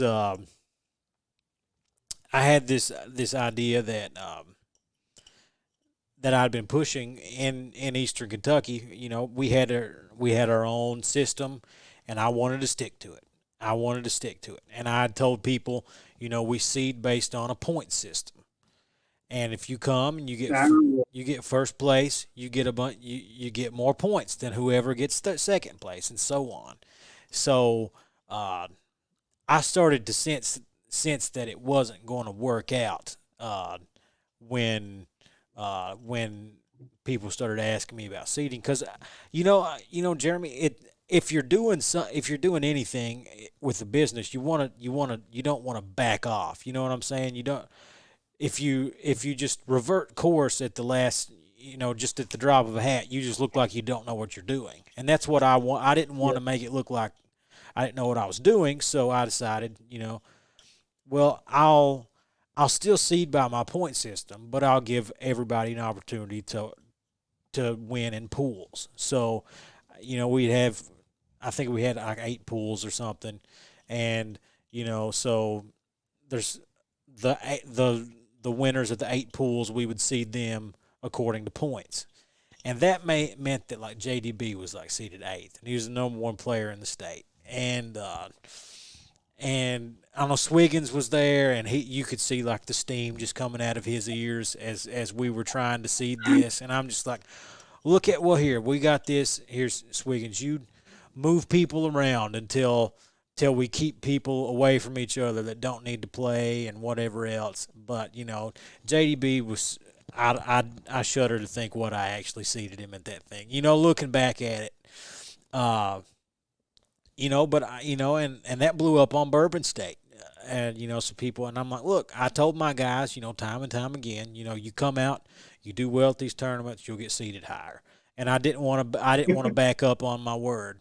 And then JDB won the thing, and in true Razor fashion, in my next video, I said, I just want to clear everything up, everyone. There's a lot of talk, a lot of people, commenting on the controversy over the seating from last week's tournament, and I understand. I just want to let everybody know there's a reason JDB was seated as low as he was, even though he's the number one player in the state. That's where I freaking wanted him, and people still don't they still didn't get it. They still didn't get it. I enjoy it. I enjoy it, and I'm telling you, if I ever get the opportunity to run an event in Ohio or Indiana, I'll never be invited back. I'll never be invited back because it'll be bad for everyone involved. It'll be bad for everyone involved. Because the Kentucky folks, I think they're starting to figure. Well, every time I think they've got me figured out, I post a fake news release about releasing Soup Bean, and then all of a sudden they're. What's got you in the most trouble, Jeremy? What's got you in the most trouble in tournaments? I don't have a lot of faith, so I can tell you real heat that I've gotten from people over time. So let's see. For it all, the way that I've pissed off all of Kentucky the most is with Elo during Smash 4 days. I mean, people hated me. We get a lot of shit for PR anyways, but people hated me in the PR panel as a whole for the Elo that we created for it because they saw that as a direct, criticism of where they were in the rankings, so to speak. And it was always a working model, and quite frankly, it was genuinely decent at, saying where you were overall in the scene. It might not be that one person was really better than you type of deal, but if they had to give a ranking, like a bracket type of deal, you were going to be within that bracket. People were so upset about the Elo, and I got a lot of hate for that. There was this one guy, talking about another one where I've gotten heat, who actually made death threats toward me, and said he was going to come to a regional and there'd be body bags by the time he was done with it. We actually had to file a police report over that one. I'm surprised I'm surprised I've not gotten that yet. But yeah. So that was a fun time to have to file a police report and hire an off-duty sheriff for it all, and that was just over. He got drunk and he started talking shit, and I asked him to stop, and he didn't take very kindly just for me asking him to stop, and it just escalated over and over again for it. I got a lot of heat once from one player he said he won one of our weeklies back whenever we did it, and I don't know why he did. He won the pool, but then we had a finals, and he didn't win that, and he went on Twitter and said that he won it because he just posted the thing of the pool. And I started getting people messaging me saying, hey, I thought he didn't win. So I got on there and said, hey, you won the pool, but you didn't win the finals. And he messaged me and just cussed me out so much for it. And I kept trying to tell him, I was like, look, I know you're mad, but just calm down right now. Please stop. Please stop. Otherwise, I'm going to have to ban you. Please stop. And he wouldn't stop, so I had to ban him. It was only like a month ban, but he never came back after that. He was done. And apparently, I think he still tells people he won that tournament, which is just weird to me that he wouldn't let it go. Let's see. I was going to bring up some other stuff, and my mind went blank because I know there was a time where Eastern Kentucky was pissed off at me. Southern Kentucky got mad at me whenever I kept trying to defend you and tell them that it was a joke, and they weren't happy. But for the most part, they've largely been kind to me. Believe it or not, I'm from Lowell, but I've probably gotten the most hate from Louisville players overtime for various things. Of hey, you don't care about the scene, or whenever people were on stream at our first regional, they were doing money matches, but they were doing like $1 money matches between a break, and there were other people who want to do money matches on stream. And I was like, hey, if you're only putting $1 down, it's a best of one. Y'all can't sit on stream all day for it. And got a lot of hate for that as well. So that again, I wish I had more fake heat to go off of, but I really don't, Yeah, unfortunately. we'll So it's get you only there. real We'll heat. get you there sometime, Jeremy. We'll get you there sometime. The Yeah, I don't know that EKY has ever been seriously mad at you though. I don't think so. I mean, there was the one time that we raised all that hell that Rayleigh wasn't PR'd before. Oh, that's what I was going to bring up. That's what it was. I remember it. Okay, yeah, Yeah. yeah. But I mean, we'd played in Hazard and Pikeville tournaments, and it was we didn't That's what I was going to bring up. you That's what it know was. I remember we did the PR like release on Twitch for the first time where we discussed it, and you had I think maybe you were on the chat, but Rayleigh and Supium were definitely on there, and they were legit pissed. And I kept talking shit because I didn't know how pissed they really were. I didn't really care either. I kept saying, well, we didn't put Eastern Kentucky on there because they're trash. All I do is sit out there and drink Mountain Dew, live in trailers. We're not going to put them on PR. Which in reality, I actually did look at them. I talked to Eric, who had been out to the Pikeville tournament. And I said, hey, how good is Rayleigh? Should he be on here? And he said, no, he's not there yet. And then, you all didn't believe me until you had that tournament where JDB and Swiggins and stuff came out and beat you all. And I guess that's whenever you all really learned your all's place, which is basically at the bottom, right? things have changed since then. We're probably we're still not Lexington, or we're still not Louisville or whatever, but we've got an interesting just the way things have evolved down there. If Well, Ray just beat if right? yeah, if my boy Tasty Coma Wife is on here watching, Rayleigh. He beat Rayleigh in Grands this week at the weekly. He was down in Kentucky buying a computer off of Rayleigh, which is funny.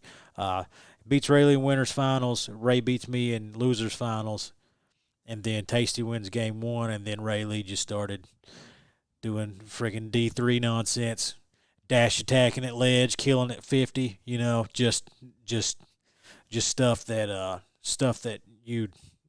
If Rayleigh's not new to fighting games. He's been as long as I've known him. He's played Street Fighter, and he's done a lot of fighting games, and he's a competitor. So he's once we got an idea of where we were at in Kentucky, it was Ray's one of those guys that just he got really I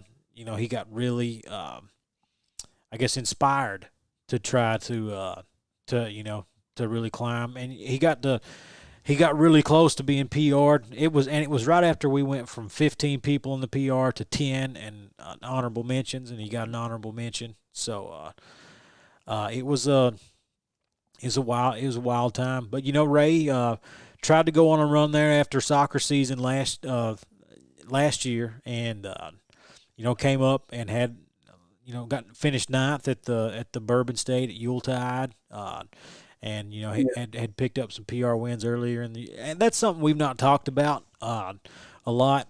You were on the PR panel for a long time, and then you got me on the PR panel, and then said, "Okay, I'm done."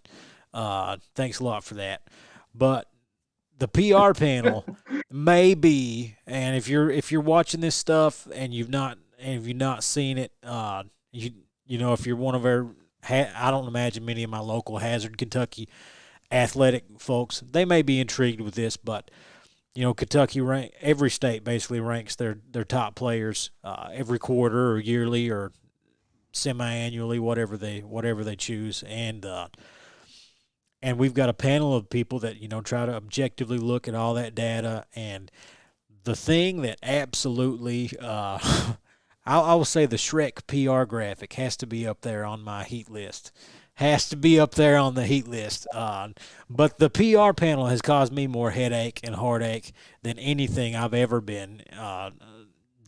dealt with as a TO or a player. Yeah, it's a lot of pain. I figured. I remember you saying you were ready to quit doing it because you don't get a lot of things. You just get heat for it for the most part. There's only I think one or two times that I was on it. And I was on it for like 2 years.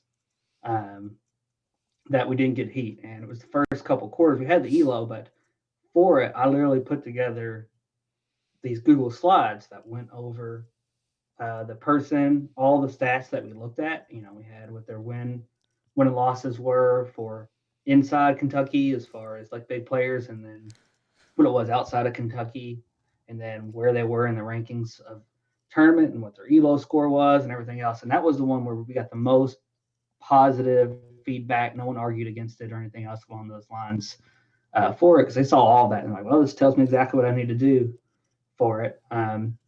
But I originally didn't want to join the PR panel. I got approached about it. I told it was Ace and Zyson and some other people asked me to join. I said, hey, no, I'm already the Vince McMahon of Kentucky. I joined this, it's going to look even worse. People are going to be even more upset about the power that somehow Jeremy has in the Smash community. But I got asked the second time, and I was like, all right, it is really. It used to be the PR is thought of a lot better than it used to be. Is by what I know, it used to be considered extremely biased, and the reason why they cared so much about having representation from each person in the region was because people were openly biased about it. They would try to push themselves, and a lot of times it was even players trying to push themselves for it.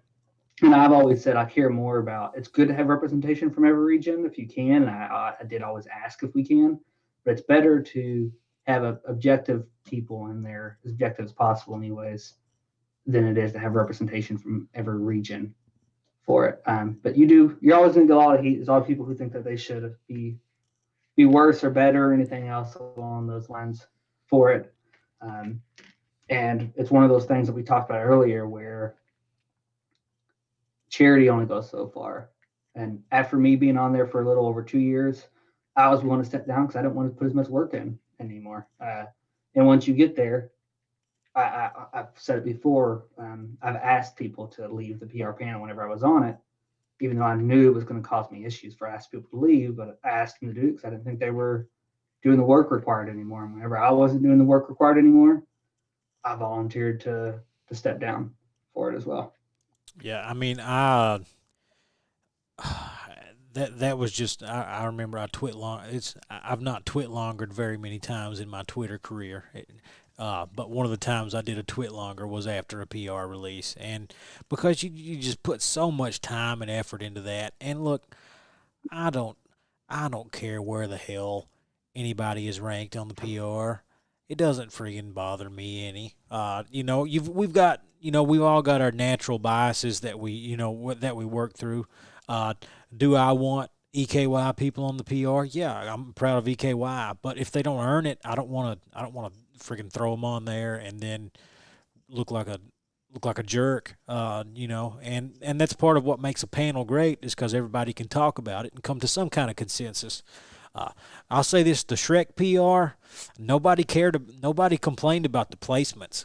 Nobody complained about where anybody's rankings were. They were fine with that. It's just that by God Razor slipped in a freaking Shrek PR. Oh my God. And tactic. Make them not pay attention to the placements because you give them such a bad PR image. You don't have to hear about it. After that, and Butter's in the chat. Because Tasty was kind of upset with the way everybody freaked out about it too. Because he was on the panel and he got pissed. He was disheartened like the rest of us were. And I'm like, Tasty, add me to the good girl chat, and I'm going to send him a Shrek dick. Do it. I'm going to do it right now. You add me to the good girl chat, and they added me to the good girl chat. And what they didn't know is all of a sudden I got, and it was in the middle of this, the PR epidemic of Shrek and Donkey and everybody just ruining everybody's year on social media, and I got I could see everything for like the past few days or whatever, and I could see everything that Butter complained about the PR graphic. He's like, you know what happened here with this PR graphic? He said Razor he just goes and makes a Shrek PR, and then when they start to talk about who what they should do, he probably just said, "Hey guys, I've got the one made already," and everybody agreed. But no, we talked it over. You know what I mean? We were like, "What PR graphic do we want?" As a group, all the people on Oh, the shit. panel, Jeremy was in on it, and Jeremy even said, "He's like, I'm fine with wrestling or Shrek." Jeremy's the one who started this, guys. He's the one it was his plan all along to allow the Shrek Oh, graphic yeah. to happen. And then bam, to get me even more hated in the community. Oh, that's good stuff. I've got a few people on the that has been very unhappy. I originally was on it years ago before I even got on it, and every quarter he would bitch at me and tell me how much he hated me for having him on this damn panel. And it was good to get you and Jay Knapp and other people on there too, and then be able to leave whenever I wanted to, so I didn't have to handle it anymore. But I But think the Shrek is hilarious. I would have been fine with Shrek or wrestling. That is true. I don't remember. Whenever you said that I said I was okay with Shrek or wrestling, it all came back to me. I was like, oh, well, I still was on the panel then. oh I yeah, think it'd be great. I'm down for it. I don't know when we're going to do wrestling PR, but I'd love to have one at some point. Butter Well, says good I to know. want. We made a fake one, right? Because you put me as Shawn Michaels. I made sure to give you the picture. Oh yeah, yeah, yeah. I did that because that's something that I really worked on when I got to being on the panel after that first one.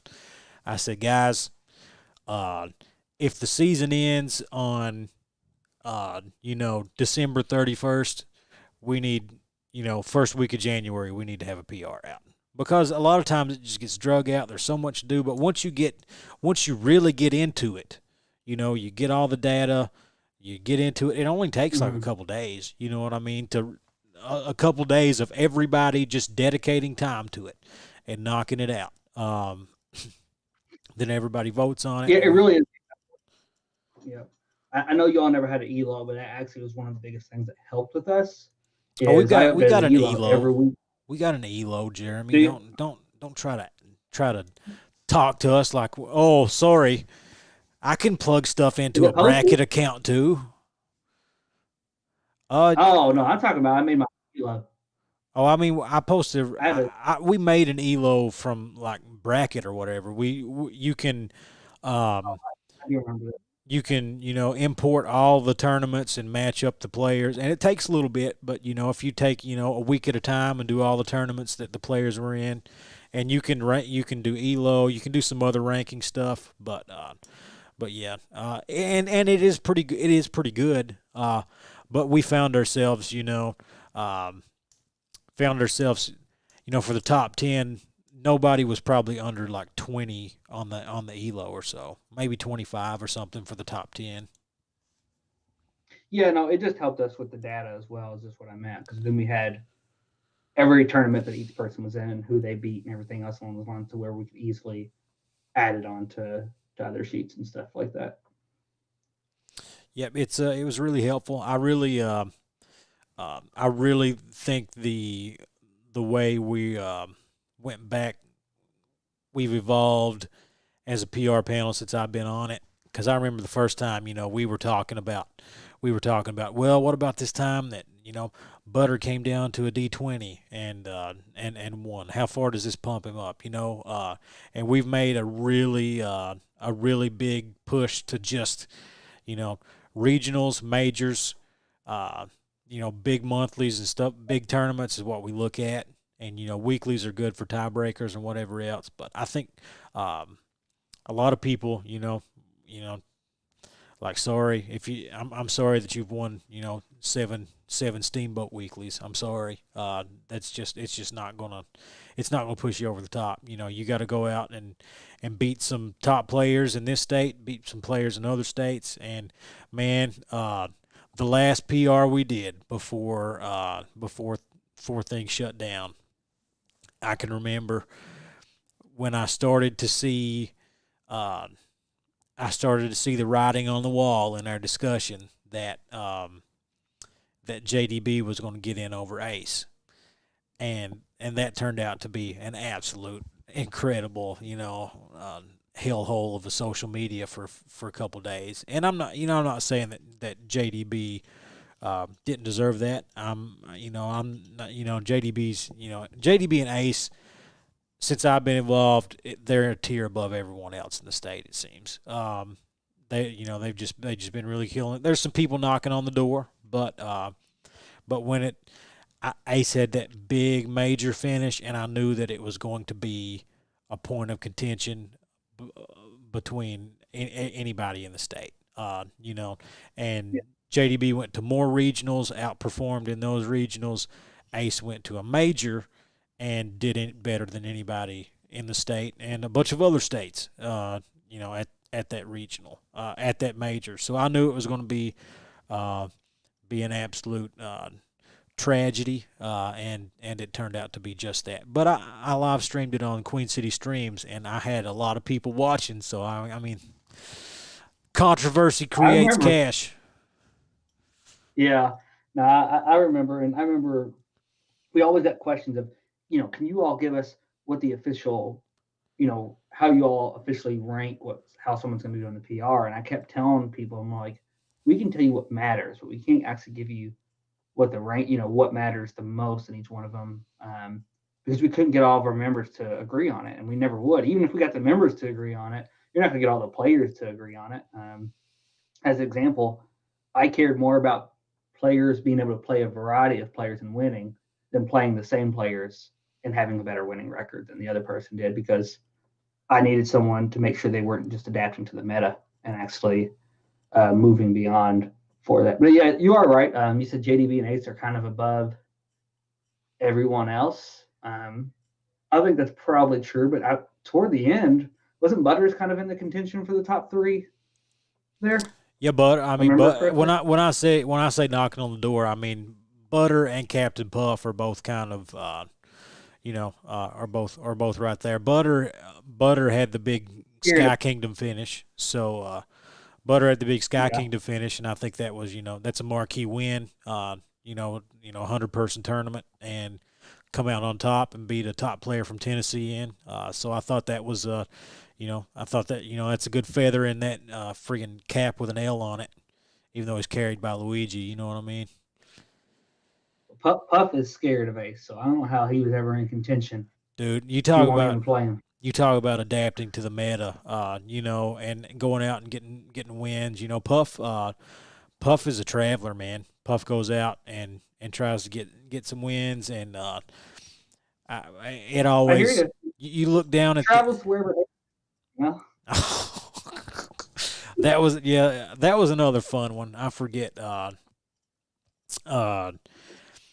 Ace Ace came down to I had screenshots of it. Ace was coming down to EKY for a tournament, and Puff said, and I was like, "Hey man, Ace is coming down too," and he's like, "I know, and that means I'm going to Sky this week." And I'm like, "What are you talking about?" And he's like, "Man, it's just not.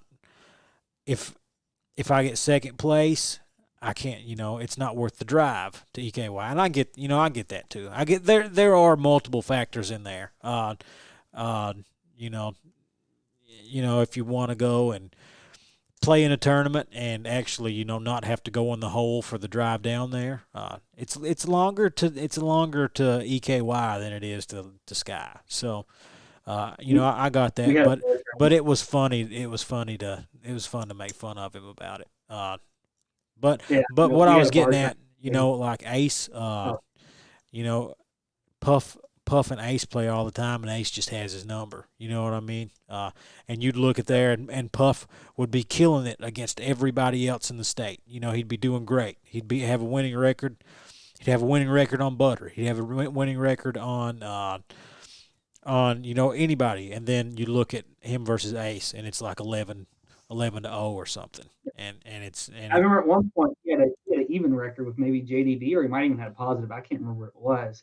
And Ace was getting crushed by JDB, but Ace had that like 14-0 on Puff, and we're like, can't go any higher. I mean, he's definitely not going to be above Ace. I'm sorry, it can't happen.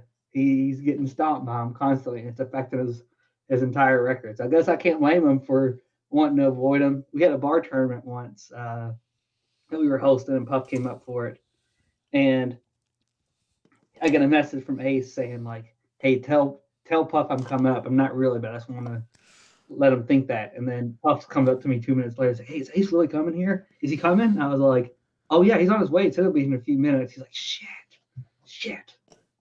He drove up there and didn't want to play Ace at the time. So the avoidance was real. Don't let him tell you anything else. Hey, I'm a Captain Puff stan. I'm a Captain Puff stan. I'm an Ace stan. I owe Ace a tooth, so I'm indebted to him until the end. But it's been crazy. It's been crazy. The PR. I imagine we've not officially said anything, but I imagine it's just completely scrapped until we can start up again, and we'll start fresh with something. I don't think anybody wants. We had that one guy that was just in Bourbon State, just obsessed with doing an online PR, and he's like, and I'm just like, dude, I don't care. Believe me, if it was an online PR, I would have went try hard, because my Samus only gets stronger with lag. The more lag, the better I am. I would try for it, but it's just not a big deal. Do you remember? I remember that all happening. It reminds me, Garrett got on there and said like, he can do this PR, but we're not going to. No one should think we're going to seed about the PR. He said, "Garrett, who my God is seeding about online PR?" Listen. Nobody should ever doubt Garrett Burton's dedication to his scene or this state or whatever else. But he's like he can do his PR, but we don't have anything to do with it, and we're not using it. And I'm like, dude, nobody. Dude, this guy can do whatever the hell he wants, man. I mean, whatever he wants. It's whatever. But it's a wild time. It's a wild time. And do you know the EKY PR? We started that. We have never had a single complaint.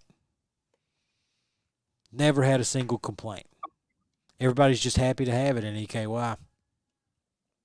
Yeah. Some people are grateful just to have the little scraps they're given to them, I feel you. We've had it's been me or Devin working on our PR graphics, and I think that we've had wrestling, we've had horror movies, we've had Stranger Things, and I remember when I got into the you added me to the PR panel. We had already released our PR, and it was Stranger Things. And I was going through the quotes, and he's like, "Yeah, those freaking jackasses in EKY, they've already taken Stranger Things." That's what I was going to say. So I just saw Wawa join the chat. You know what we need to do is if we're going to do a top 5 most saltiest players in Kentucky. I would love to put together something like that. Oh God.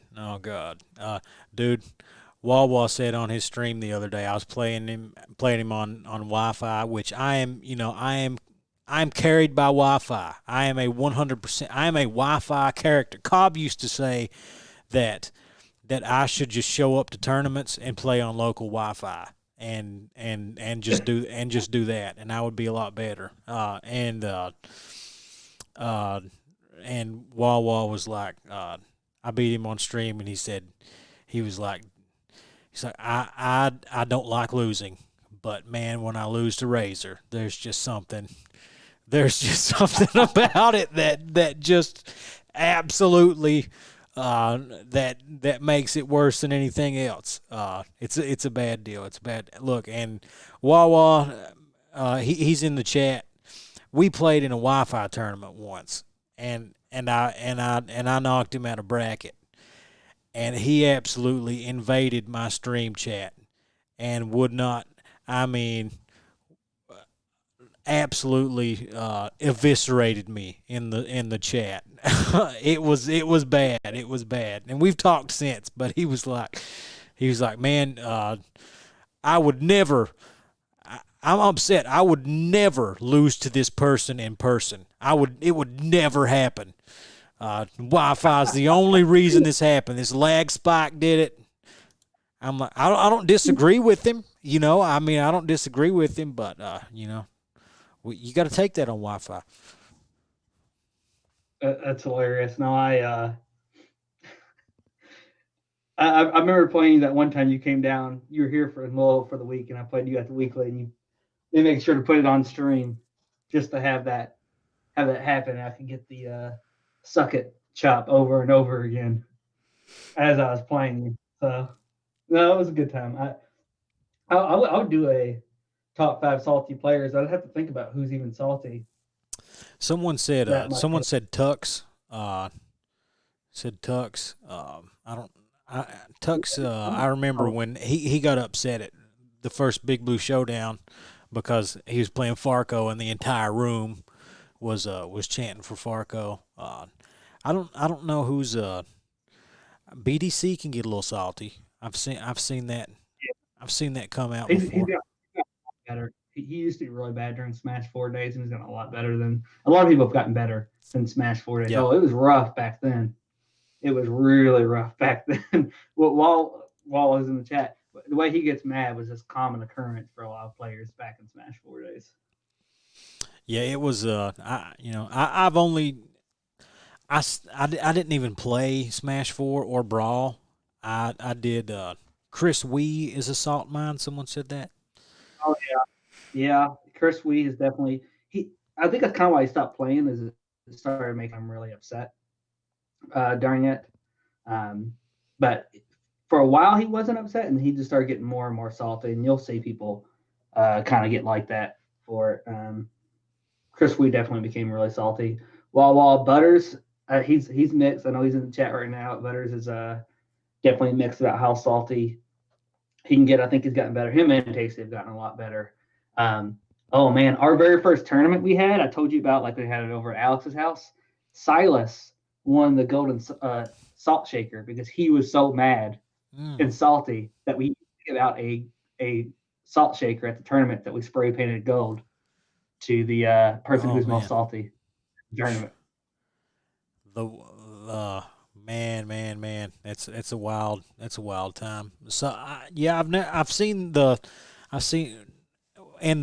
someone made the comment a while back that whenever they see a like a salt compilation, that whenever they see a Smash 4, they know it's going to be really bad. They just know it's going to be really bad. I'm trying to think what we bring up Chris Wee. There was one time, if you remember, I came to pick up when JDB. I forced him to relinquish the belt, and I had to come pick it up at your house that one time. And I played Phil was sitting there, homegrown. He's like, man, you got to play one friendly. You got to play one friendly. And Chris Wee was always big into the wrestling gimmick that I did, and he loved it. Yep. And the whole time I was playing Phil on in that friendly, Chris Wee was just in the background the whole time saying, "He's better than Mitch. He's better than Mitch. This Samus is better than Mitch." That's all I really know of Chris Wee, other than some interactions in the chats. And Mitch wasn't even there, which is funny. I can't. Is Ray Lee salty? I didn't know he was salty. Ray's not salty. Ray's not salty. He's Ray's one of those guys that he takes he he will take a you can see his body language. You can see that he's disappointed or whatever, but he won't. But and he'll think about it and he'll stew on it and he uses it to kind of to motivate himself. But I don't think he's salty.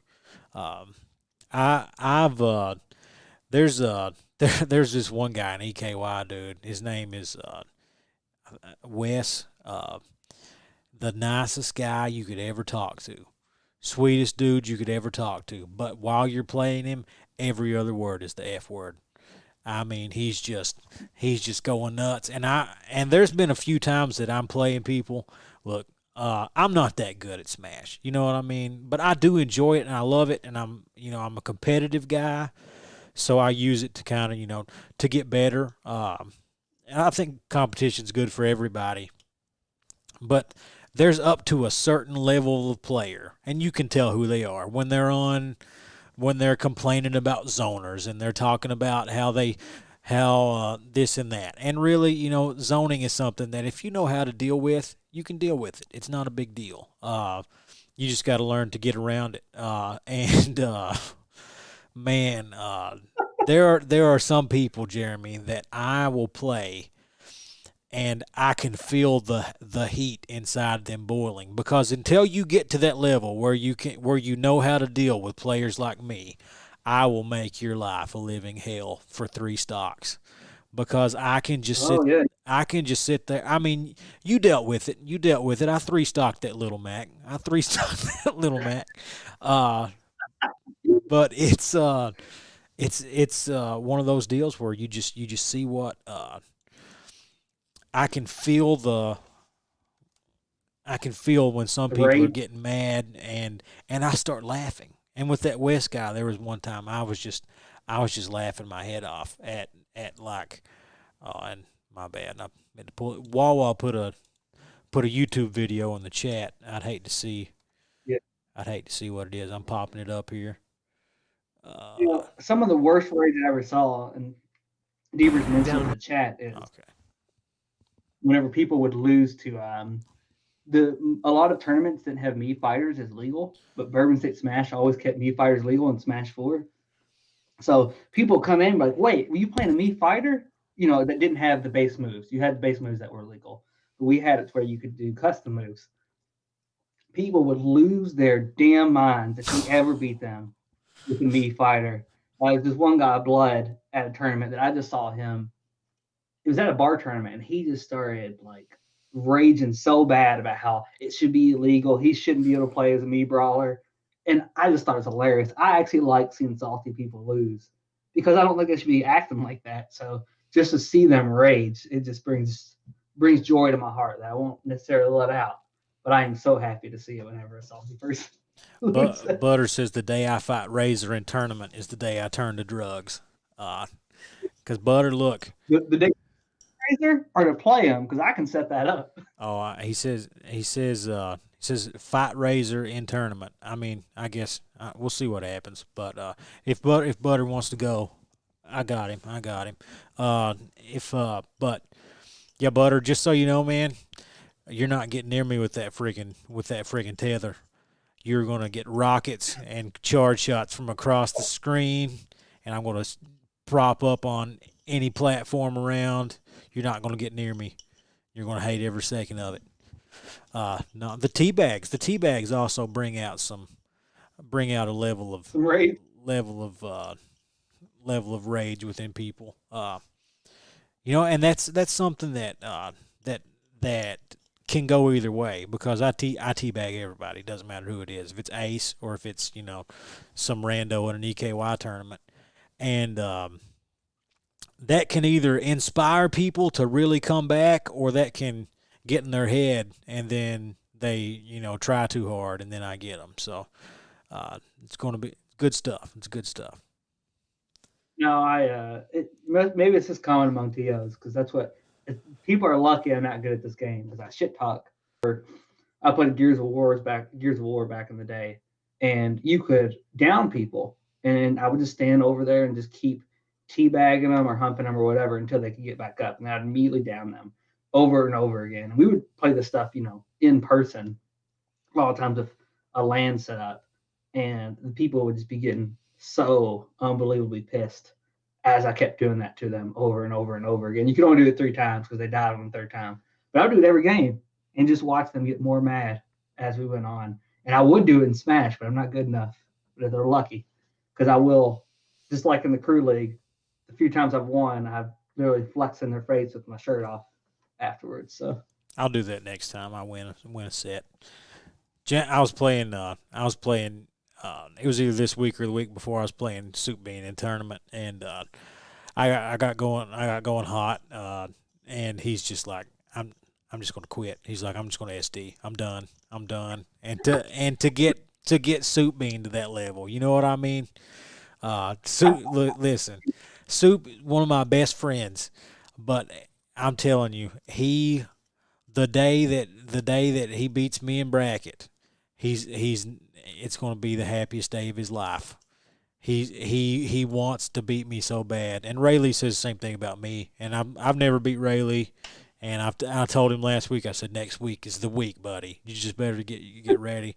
But I'll grab James with the Samus's tether, and you can feel the wind off of his controller as he's trying to mash out of it. I mean, it's intimidating. It's intimidating, and I watch him do it to other players, and it's not the same. He doesn't do it to them. James wants to take me out. He wants to take me out, Jeremy. I would love it if it was Devers too. It's funny. So the friends, I think, obviously piss you off more than anybody else because you probably feel more comfortable. Devers is the only one that can make me. I don't like rage, but it's the only one that makes me feel irritated whenever I play. And part of it's because he won't tell me what I'm doing wrong. He'll just keep exploiting it. We're like, we are friends and we're just practicing right now. But I guess we're going to play 50 games. You're never going to let me know what I'm doing wrong here for it. He'll just keep exploiting that mistake over and over again. That's the only time it's, if we're 20 games in and I haven't won a single one, I'll start getting a little irritated about that point. So yeah, it happens. I'm I don't know that I've oh man, I'll say this. Everybody in EKY knows what I'm about to talk about. I've had one really salty moment in my competitive Smash career, Jeremy, and it was bad. It was bad. what was it? Like you're talking about, I called the guy some names and straight up made everybody in the venue extremely uncomfortable for the rest of the night. It was bad. And it was just one of those deals where I had a really good run in EKY that year. Raising Chat says, I saw this. I had a really good run in EKY that year. He cussed out a commentator. Yes, I did. I had a really good run in EKY. And I'm telling you, every EKY weekly for the entire season, Jeremy, was Ray 1, Razor 2. Every single one of them was. And Denny was up there getting beat, getting kind of, mixing his wins and losses. Glot. Oh, Glot, yeah, Denny, yeah. He's pretty good, and he went up and he had took some losses in Moorhead, so he was looking like he might not. And at the start of the season, I had beat Denny a couple times in our weeklies. We had a GameStop weekly. So I was looking to, if I do good in this tournament, I've got a spot, number 2 in EKY. So here we go, coming into it. I know that Denny is at this tournament. This is the last tournament of the season. I think Kendrick was there, and he wasn't EKY yet, but we were about to kind of adopt Moorhead into the scene, and had an opportunity to get a win over him, and he had beat Denny several times, and there's this one guy that wasn't even ranked at the time, but he's really good, and I hadn't beat him before, and I went and I beat him the first game, and the commentator was Jeremy. Jeremy. No, the commentator was Devin, and Devin was trying to do the razor gimmick, and he was right beside me. I'm talking. I'm talking. He is. He is within. I can hear every word he's saying, and he's just crap talking me the entire time.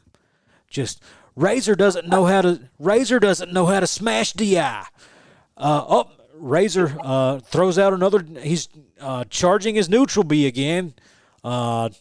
Razor doesn't know how to mash out of grabs, and he's just being, he's trying to liven it up or whatever, but he's being a jerk, and I hear every bit of it. And every time he says something, I get madder and madder and madder and madder, and this is how it ends. Game 3 of this set, it's last stock, and this is a Fox player, and he is charging an up smash. He is charging an up smash. It is painfully obvious what he's doing. And I was so mad, I just ran into it. And I died. And I got up and stormed off. And the guy looked like, he looked scared to death. He's like, oh, my God. And this was one of my former students, he's like, oh, my God, I've pissed off Mr. Little, And I'm like, it's not you. It's not you. And Devin is on headset, and you hear him say, folks, we'll be right back. Just a minute. And he comes over to me, he's like, man, what's the problem? Did I do something wrong? And Jeremy, I swear to God, I don't curse up a storm. And I apologize for any children watching this, but I looked at him and I said, yeah, I got a problem. It's you were being a little bitch. And the room absolutely just went silent as I lit into him. And it was it was a bad situation. But yeah, that was I've had a salty moment before. And it was all because, I knew that if I beat him, I would have played Denny, and if I could have beat Denny, I would have been number 2 in EKY, and I wanted that. And I decided I had to settle with number 3. Good job, Devin. Not that I would want that shit at my tournament, because I wouldn't. We couldn't have the players here and the commentators like that. But it's obviously hilarious to hear about. So now that it's passed, good job, Devin. Oh God, not my finest moment. We live, we learn, we grow, we become better. I've had, that's my. But every time after that, I get upset, but I've never raged. That's my one example of raging. Our boy Wawa, Ray will have to confirm. Does Wawa still have you blocked on Facebook, Ray? Because Ray memed him in Bourbon State once because he I remember. Because I think the issues in there. Yeah, I think Wawa got off to a bad start at Big Blue Showdown 1. I didn't see it, but he went down a stock and then just pulled out his controller and left, and Ray memed him about it, and he blocked them all on Facebook. I think he blocked everybody that even liked the post. I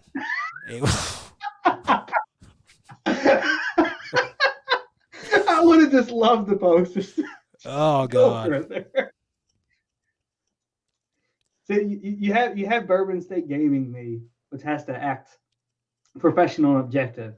But then if you get me not at Bourbon State Gaming or at least in Crew League, then you get petty ass me, who wants to cause people to get salty and constantly mess around and play music as my entrance music whenever I go to play people and everything else along those lines. So I've had people get irritated with me plenty of times. Actually, there was one player.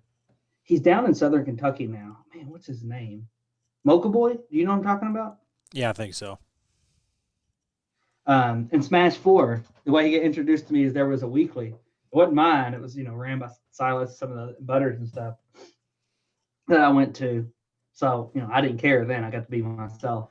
And I come whenever they call a match with like music playing and stuff like that. And even though he won, he was so pissed. One, that I stand up whenever I play. I don't sit down. So he's pissed that I was standing. And then two, he was pissed that I had music playing the entire time and was bobbing to it. I didn't know about it until after Smash 4 was over, but Zyson was the one who told me about it. He goes, "Oh man, Mocha Boy hated you. He hated you so much because you played music and danced while you played the game for it." So I purposely like to get people's head and talk shit the Yeah. entire time. Oh Anyway, man, I remember the time. And we talked about Yuletide earlier, and Butter just mentioned it in the chat. But I remember Deus, is a big name player out of Indiana, and he was, yeah, Ray had to play him to to get to a play-in game for top 8. And Ray just said it's the only time he's ever popped off after a set. But I mean, Ray took game. I think Ray took game 1, and you come over there, and we were kind of watching it, and the Indy guys were like, "Yeah, let's go Indy, let's go Indy, let's go Indy," and you were that's an exact impersonation of what they sounded like. Uh, but you came over to me and you said, "Man, EKY is going to come on. You guys talk all this crap, and you're going to come over here." And I know you were instigating it, Jeremy. I know what you wanted, and I gave it to you.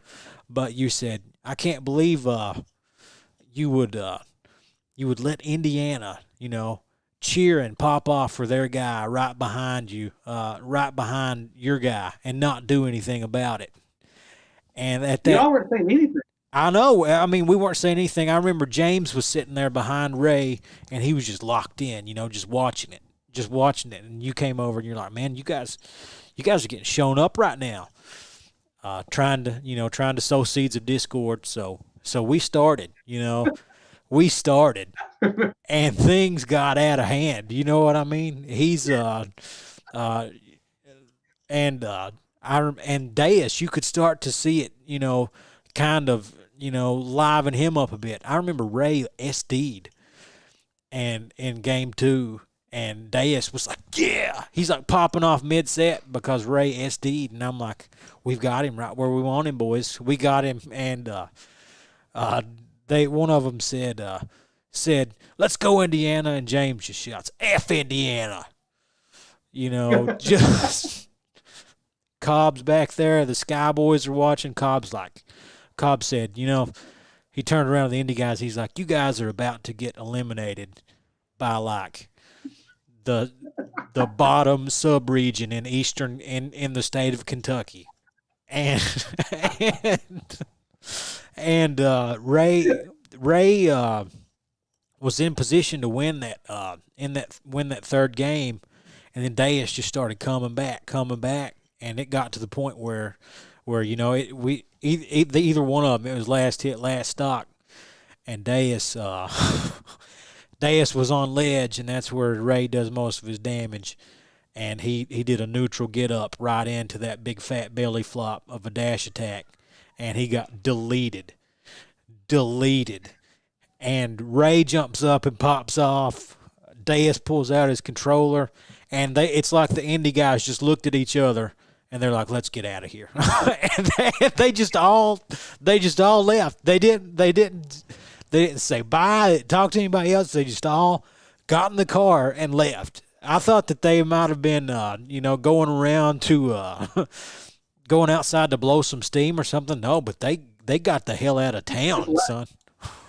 It's funny because they're real. The indie people are actually really cool. Most of them are real laid back and can take losses. But that was funny. Actually, one of the times that I got the most heat where I was putting on fake heat was at the first barrel bash. We had Chili from Alabama, who's like I think number 2 or 3 there, come up, and he was playing Krispy Kreme, and all the Kentucky players are screaming for Krispy Kreme. I'm like, well, no one's saying shit for Chili, so I started cheering for him, and they all turned at me and got so pissed that I would cheer for Chili, but I got to be an underdog and cause issues. So it was actually funny to see for it all. I've seen plenty of people like even like you said, like the travel on people. The second they lose, they have definitely gotten mad. We've had people from come from Columbus who, they lose and they just literally want to blame the tournament on it. And there was this one guy who did exactly that. It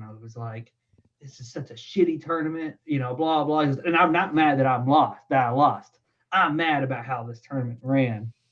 But I talked to some of the people who was with them, who drove with them. He's like, no, he's just mad that he lost. You all ran a good tournament. You guys just pissed that you lost right now. Wild times. Well, you mentioned, you've got to be the objective guy when you're at your tournaments for the most part, but then you let things out. I commentate on the radio and uh, do 14th region stuff, which I teach at Perry County Central High School. I went to school there. I've been a supporter of the program for a long time, and but when you start being a commentator, you kind of you kind of turn in your fan card, and Yeah. but I remember Floyd Central. They opened up a new school, and they had a new gym, and Perry Central was playing them. And my wife teaches at the school, and I said, "Hey, let's drop the kids off with your parents, and let's make a date out of it, and go for our, go for check out this new venue and stuff." And it's like I sat down, and I was in an opposing region. I'm not no one that we cover on the radio. Uh, and these kids, some of them are my students, and I just the fan came out in me, and before you knew it, they had got the cops on me. The assistant. Well, I mean, there was a special circumstance, and it was this school. When I was in high school, our big rival was Hazard, Perry Central, and the opposing coach was Kevin Spurlock. He came back to coach at Perry Central several years later, but I always thought he was a great coach, and he was a hard coach, like old school, and there was he'd said some things. Some kids took it the wrong way, or maybe he did. Maybe he did say some inappropriate things. I don't know. But a bunch of kids, just quit and boycotted the team, and he ended up stepping down. Uh, and after they stepped down, after a month of them not being on the team, they rejoined the team again. And this was like their first game back after all of that. And Perry Central was whooping on them pretty good. And there was one guy that his parents had said to the newspaper that the coach told him he needed to lose weight because he was fat. And I remember he was trying to close out on a 3-point shooter, and he didn't get there in time. And I was like, "Hey, man, need to cut a little weight off, buddy," and I was they were behind him. Like, it looks like these guys haven't played for a month. Just trying. I mean, it was. I mean, I was trying. I was just in with the fans, and we were having fun. And the assistant principal from that school came over and sat down right in front of me, and she's like, "Yeah, he's not going to do this here. This isn't going to happen at our school." And then and of course, I kept going, because I'm a friggin' idiot. And she went and got the constable. She went and got the constable. But I mean, I was a paying customer. I wasn't cussing anybody. I wasn't taunting anybody. I was just being loud and obnoxious, like most people are at sporting events. And I moved. She moved. We all lived with it. But yeah, wild wild Kind times. of like Randy from South Park.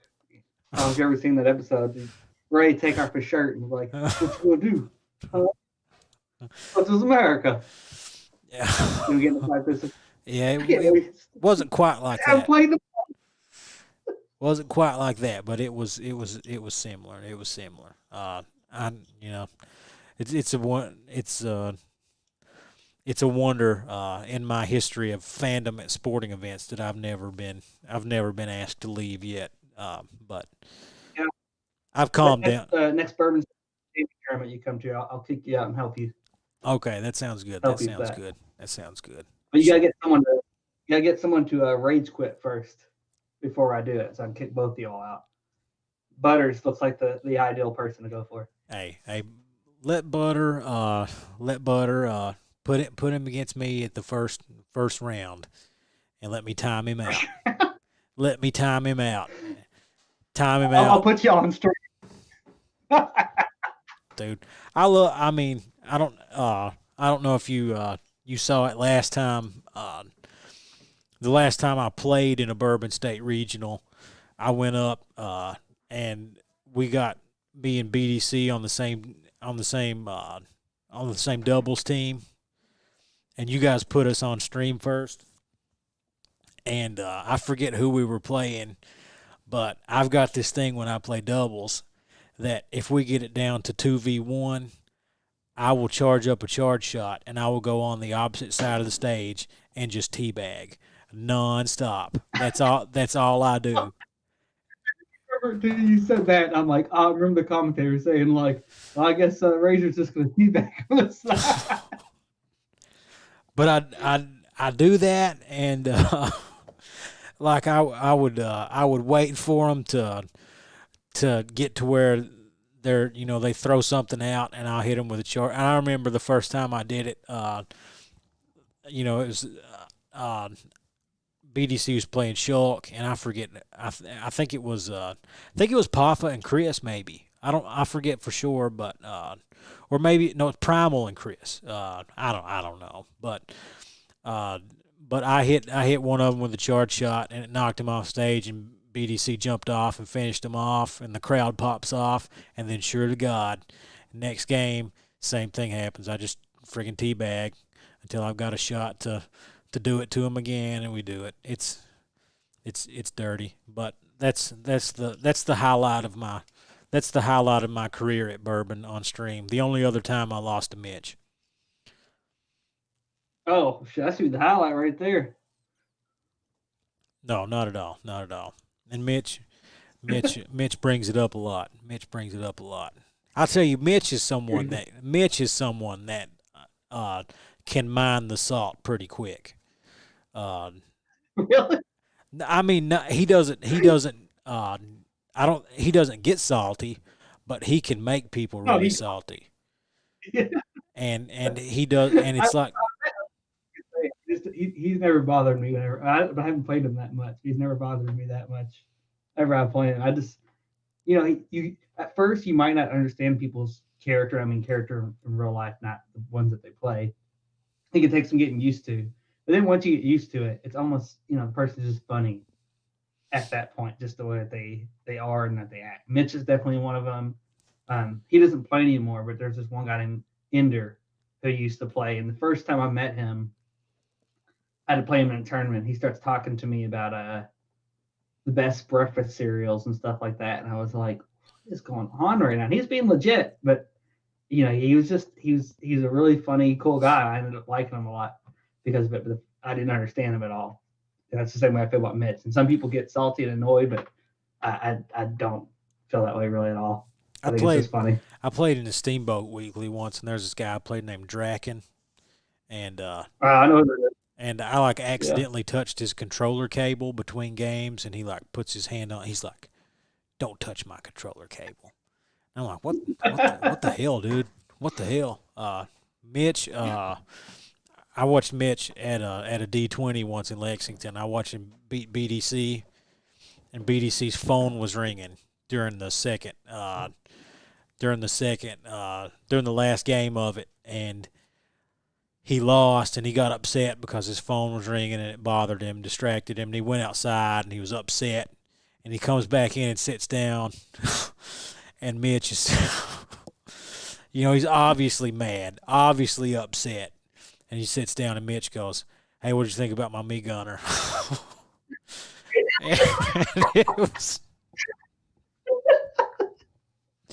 oh God, oh God. That's what I mean. We're supposed people that they're different, and that's exactly right there.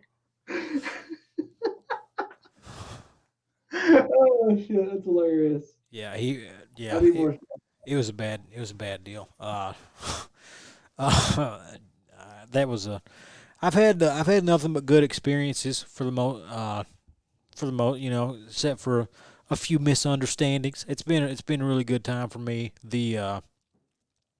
For at that same D20, it was the first time I met Tasty, and he's like he didn't know who I was, and I sat down, and I know he was talking to Switch, and Switch was like, "Yeah, we got the EKY guy over here, Razor, the guy in the videos or whatever." And Tasty goes, he's like, "Oh, so you're the Shrek Dick guy?" And I was like, "No, no, I'm not. No, I'm not."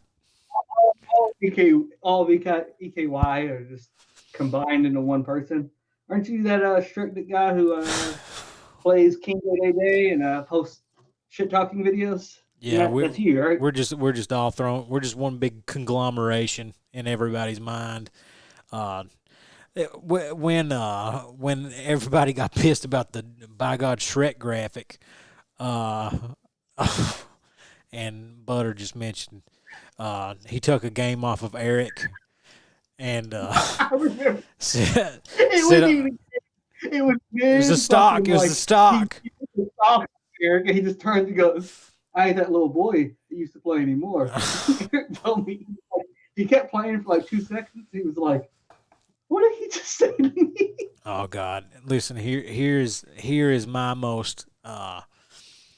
I've not told many people this, but this is my funniest Mitch story. So everybody get ready to clip this. We went his first time to EKY. I forget. I think it was the Summer Smash deal.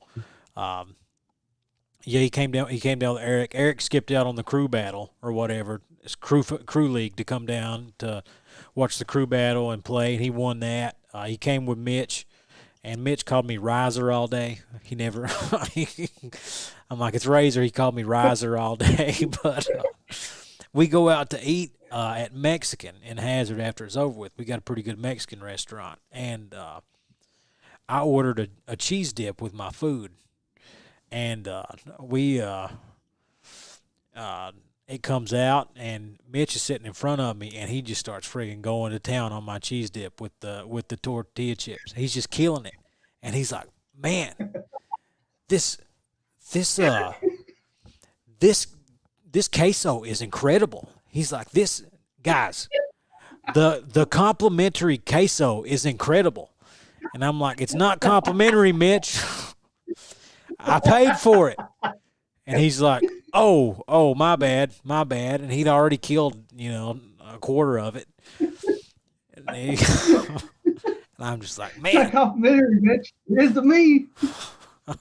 God, it's a wild time. But yeah, Mitch has been one of those guys. He's always been a big, he wants to come down to EKY anytime he gets a chance.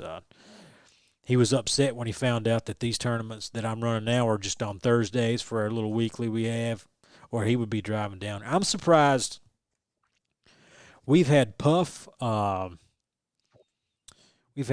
Tasty. Puff brought Yeah, I'm another surprised about Tasty. guy with Tasty had other stuff to do down here in Hazard first, so that's the only reason he was here. But yeah, it's been an interesting deal here. Having we almost had Volt down. No, wait, we have Volt every week at the EKY tourneys. I don't know if you've seen that or not. Mitch, Mr. Eric, Mitch one time was reverse 3-0ing me and 2-stocking me in Game 5 in a Hazard tourney. Now I've been quiet this whole time, but after he takes my second stock without turning to me, he says, "I got your number now, bitch." Oh my god! Right. Mitch, we gotta do a small PR, but we gotta do like a Mitch quote PR. Oh god! Yeah, Mitch. It was wild.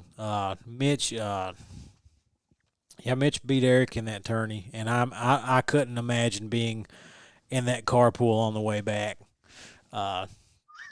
to drive down to an EKY tourney to watch for Eric to watch JDB play Mitch in grand finals.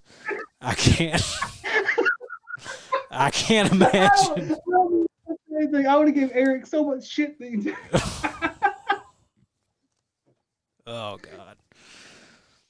Oh man. Oh man. Oh, I would have given Eric so much shit the entire time. I don't remember if I even saw this. Eric, have I ever said anything to you about it? I don't remember this.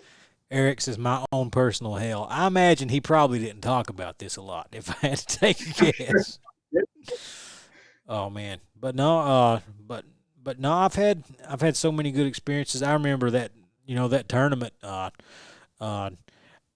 I'll just say Eric and I may have not shared a hug and some tears after he won the Summer Smash tournament and he beat Ace. It was just the kind of the culmination of a lot of stuff. For me, we had that. We did the end of the year award stuff or whatever, and I know some people voted. I personally nominated Summer Smash for that, but some people voted for the it was either barrel bash or double barreled, and Big Blue Showdown were the ones that everybody voted for. But that was a big one for me. Eric says he tends not to share that memory. So gosh, I can't.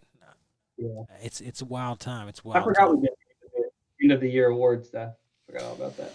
Yeah, we it was fun to do that, and I would have liked to have done it again this year. May try to do. But we only got 2.5 months of tournaments in.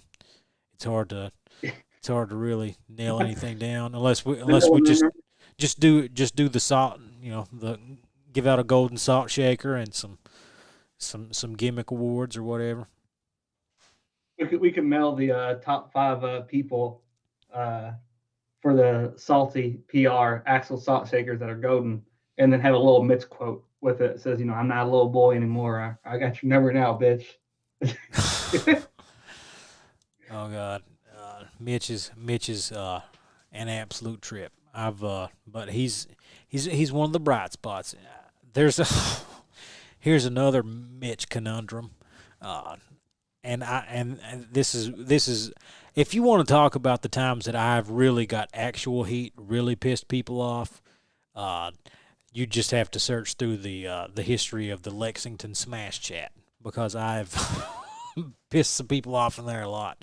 I recently just left the chat, but it was Mitch wasn't in the Lex chat, and I was like, okay, here we go. We should add Mitch to the chat. And they're like, I don't know if we should or not. I don't know if we should. So I started a poll in there to see whether or not we should let Mitch in the chat. And it was pretty, it was kind of half and half. There's a lot of people that just, that were voting not to have him in there. And Eggs got mad. And I've pissed Eggs off several times, but I love Eggs. He's like, I think it's really just it's kind of mean that you would go as far as to have an actual poll as to whether or not somebody should be in here, because if he gets in, he's going to see it. I'm like, yeah, well, maybe you shouldn't freaking vote against it. Maybe we shouldn't. Maybe you should just let Mitch join the daggone chat.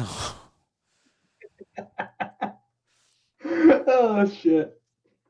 Oh, well. I don't think anybody even told him. I think Mitch said he didn't even know there was a Louisville chat.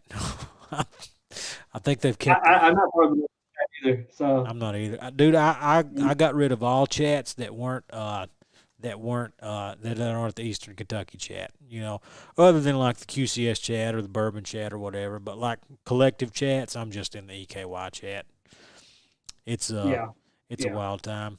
The EKY chat, evidently it's the only one that's even really active right now, but we talk about very little Smash. It's a lot of politics, and economics that go down in the EKY chat, Jeremy. I don't know why you don't get in there and flex your political science and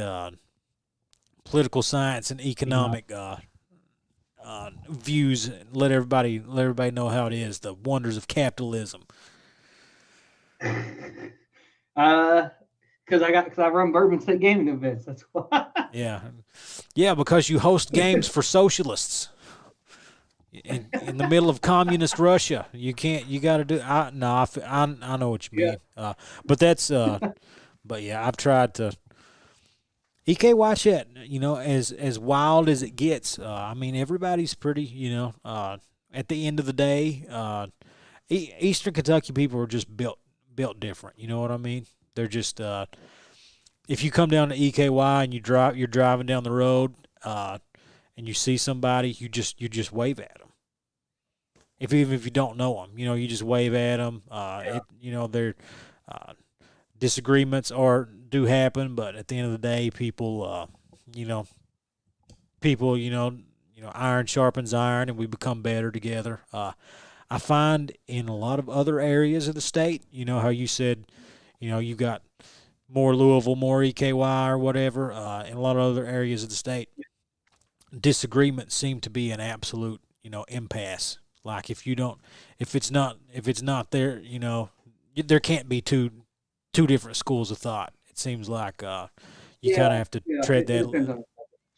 in the I smash. think that's obviously more. Yeah. And again, it depends on the subject. I don't think people are gonna. I mean, I guess people have lost friends over Smash, but you know, more partisanship that we see currently happening now, anyways. For it all, where people can't have discussions as much, and the whole cancel culture and it being okay to obviously stop talking to people if they disagree with you. And yeah, I'd say it probably is a little different in Eastern Kentucky than it is in other places because of that. I would assume it isn't as dominant there, so to speak. No, it's hard to get canceled in Eastern Kentucky. Nobody has Twitter. We don't even have internet down here, Jeremy. You can't. You can't. Haven't they been waiting lines for a long time for you all? Trying to get Oh some type of God, high-speed internet going? dude, I shouldn't do this, but I'm going to do it. Have you seen what Yoshi Perpman posted on Twitter and got everybody riled up about this week? Mm-mm. Like I said, I'm not on Twitter, so. Okay, I'm going to pull it up, and this is where we're really going to get off the tracks. I'm not going to ask you what you think about it. Uh, let's see. Oh, don't tell me he deleted it. Don't tell me he deleted it. I don't know, but anyway, he posted something on Twitter that just got everybody riled up, and even the EKY chat was pretty adamant that this is unacceptable, and we're not very much is unacceptable in the Eastern Kentucky chat. We're no What was it? Give me the summary. gosh, it said something about I'm raping them like Nairo, and I'm robbing with the gyro. Somebody will have to post it. I can't find it right now, but it didn't go. It didn't go over well. It didn't go over well. Yes, and he was the guy that said every time he lands a Falcon knee in bracket, he's going to yell George Floyd. Uh, just stuff that you or I could not get away with posting on social media. You know what I mean? This No, guy's gotten away with it so far. I'll say that I appreciate to a certain extent. Comedy serves a good purpose within society. Same way I've appreciated what Chappelle does as an example, and Richard Pryor said the same stuff. So did George Carlin, where comedians have the ability to point out how stupid people can be, and be able to say it to make it evident in some ways whenever other people won't say it because they're too scared. If that makes sense. Yeah, I know what you mean, man. It's a dangerous time to be a comedian right now. It seems like they're pulling out stuff that were said 10 years ago, and comedians they absolutely do they have, in order to, I don't know if you listen to a lot of this is not exactly Smash related, but if you listen to a lot of Jordan Peterson, I like to listen to some Jordan Peterson now and then, and he says, in order to think, you have to risk offending somebody, and that's what. Yeah, he said it in that interview with Debbie Schwartz or Schultz or whatever it is. Yeah. Yeah, yeah, and that's kind of the thing. But somebody screenshot it to I me, found, Jeremy. Here we go. yeah, Here. I got it. I'm trying not to laugh too hard over it, but do I know this guy? I don't know. I don't know. He was at the last Big Blue Showdown. I don't know if he's ever Yeah, been I to a didn't know that. Bourbon State. Maybe he's come to our stuff. I mean, he seems like he's always been nice to me. You know what I mean? He's just got one of those sense of humors that. Did I remember when Dave Chappelle came out with his last Netflix special? People were pissed. Yep. People were pissed, and I No, thought no, it was I thought it was hilarious. no, no. That's what I was going to say. Is I saw Kevin Hart was on Joe Rogan, and they were actually saying Chappelle was the goat whenever it comes to comedians, really the greatest of all times, because they said he came out on his Netflix special, and a lot of people started saying, criticize him, saying he didn't update with the times. He was funny in 2005. He's not funny in 2016 or 17 or whatever it was whenever he came out with it. And his very next special, he doubled down on it and came out with Sticks and Stones. And I 100% appreciated it. I really did. I appreciated the courage that went into it. And it was funny as hell. I laughed so hard over some of that stuff. And, it's what I've always appreciated about South Park or any of the other ones, versus other people who have felt the pressure to apologize about stuff they did 10 years ago or anything else along those lines. I'm not about it. I know we're getting into other stuff, but I think cancel culture is terrible for a open liberal society, personally. So Yeah, it's completely against the idea of science and enlightenment. So yeah, it's like I said, Peterson, if you're going to think, you got to risk offending somebody, and we're in a constant state of evolution. The way we think, the way we talk to people. Ray's in the chat, and he's been watching. Ray and I started really having conversations about society and deep political, economical discussions. Ray was on a completely different wavelength than he is right now. And I sent him something a while back. I'm like, "Hey, dude, this is a quote from you and from one of our conversations like 3 or 4 years ago." He's like, "Who is this guy?" He's like, I don't know, I don't know this guy. But it's hard. I would hope that people wouldn't judge me by who I was 10 or 15 years ago. I'm not the same person I was last month. I'm not the same person I was last year, let alone 15 years ago. And society's in a different place. well, a lot of what causes it. You know who Jonathan Haidt is? You ever heard of him? Yep.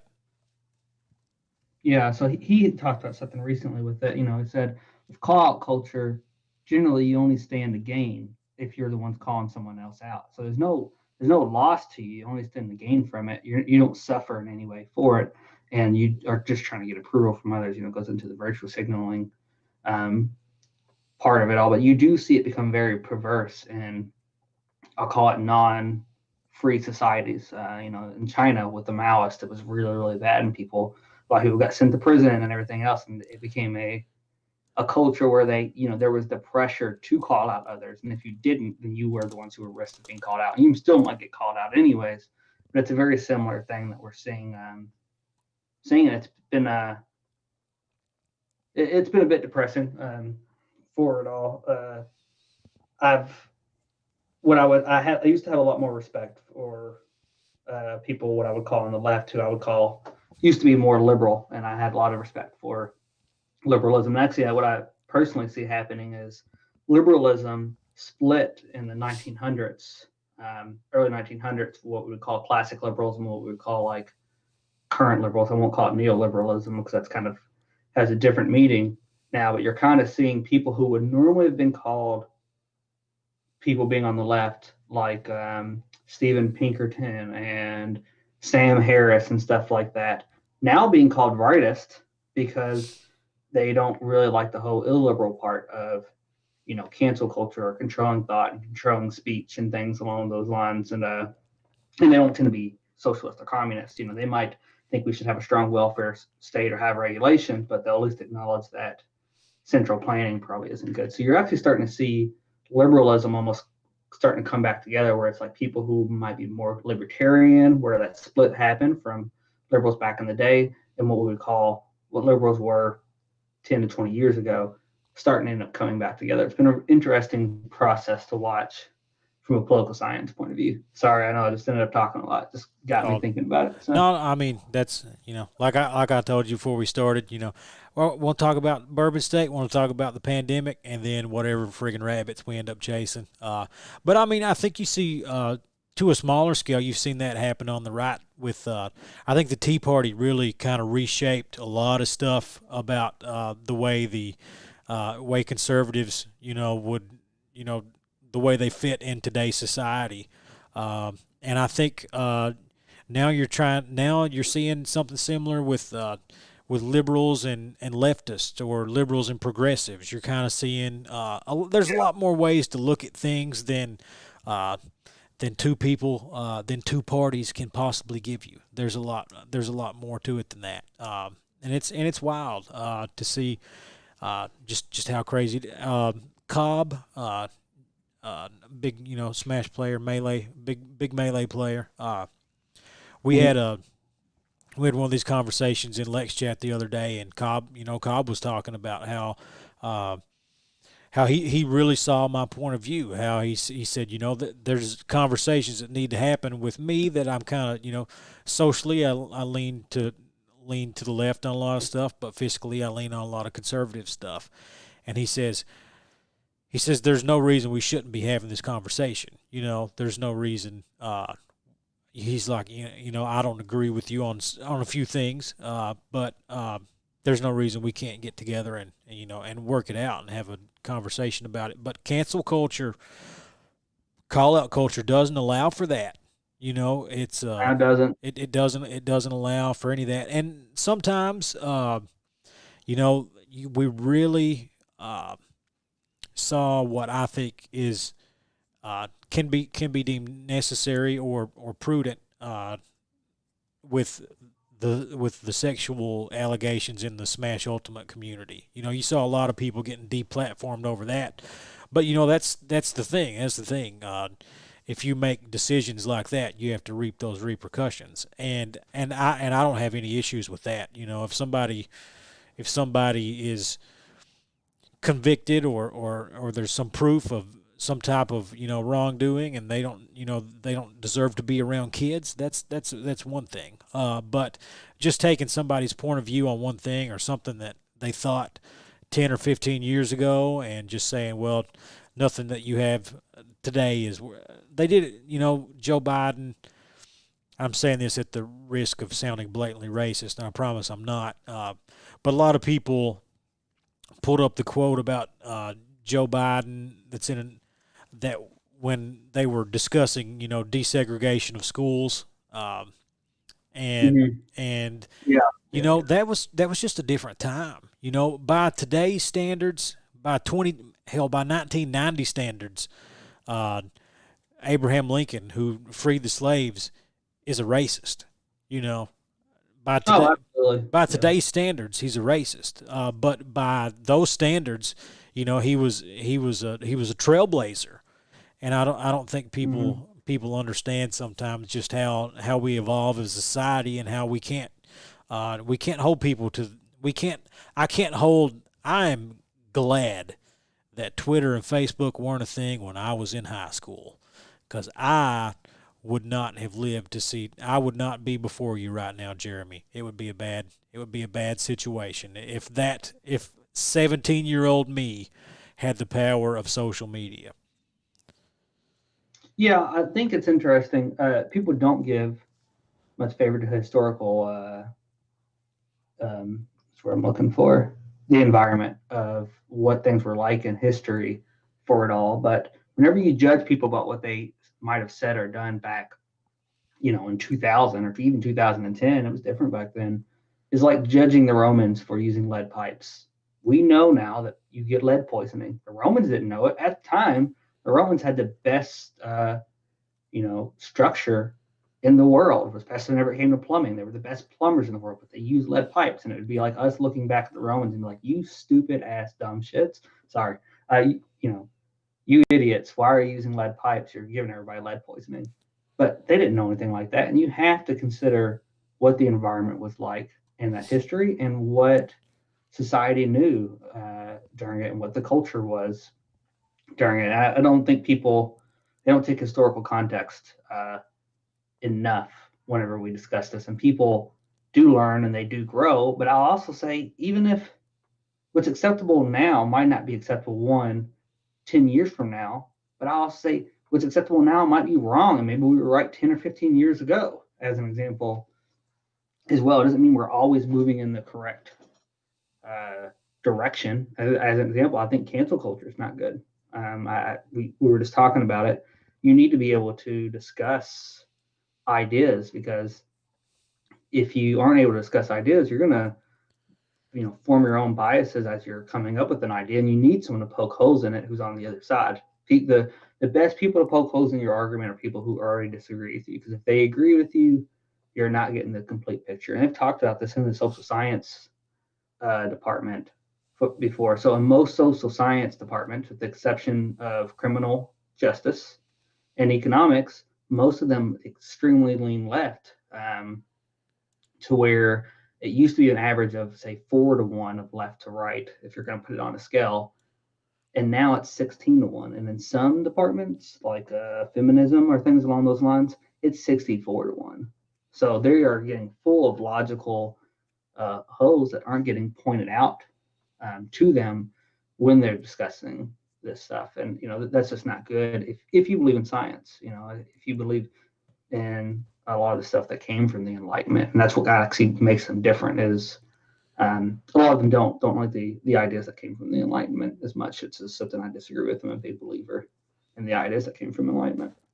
Yeah, it's just wild. All the how academia in general. It seems like you've got a lot of there's a lot of um, um, echo chambers, and people aren't having the open discourse that they need to have, and they try to shut it down. You know,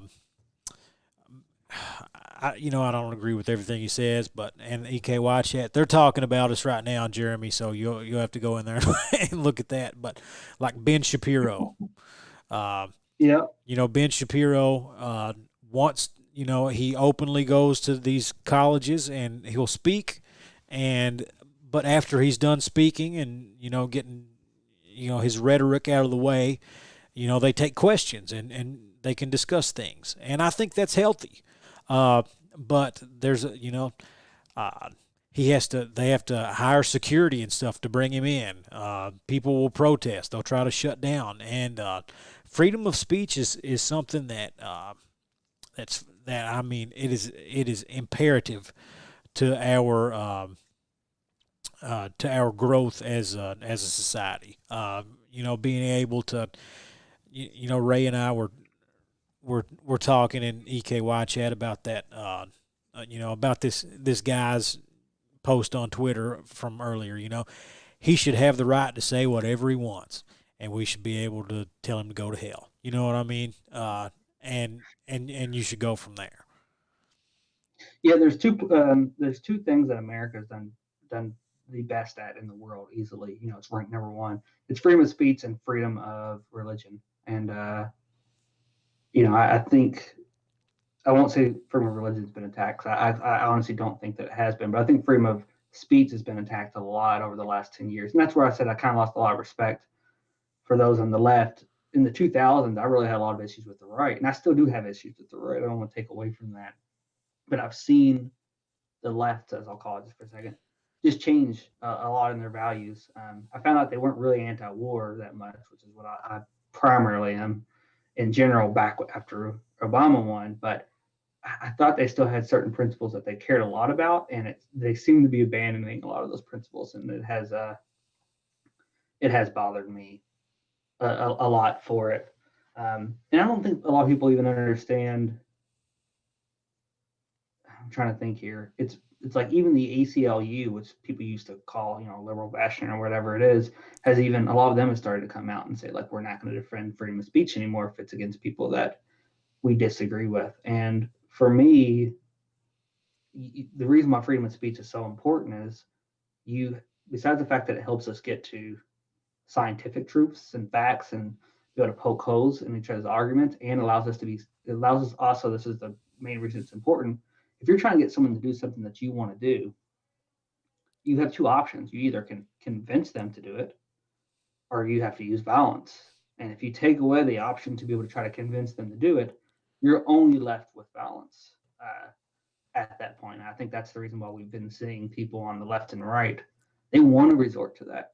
They want to resort to the violence. They don't want to resort to conversation, which is quite frankly can be much harder. But violence is a lot worse, one morally, but even much more dangerous, of course, as well means violence.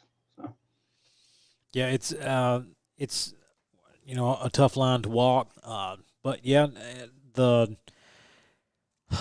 freedom of religion is something that there's a lot, and full disclosure, I've went to church for as long as I can remember. I went to church this morning, but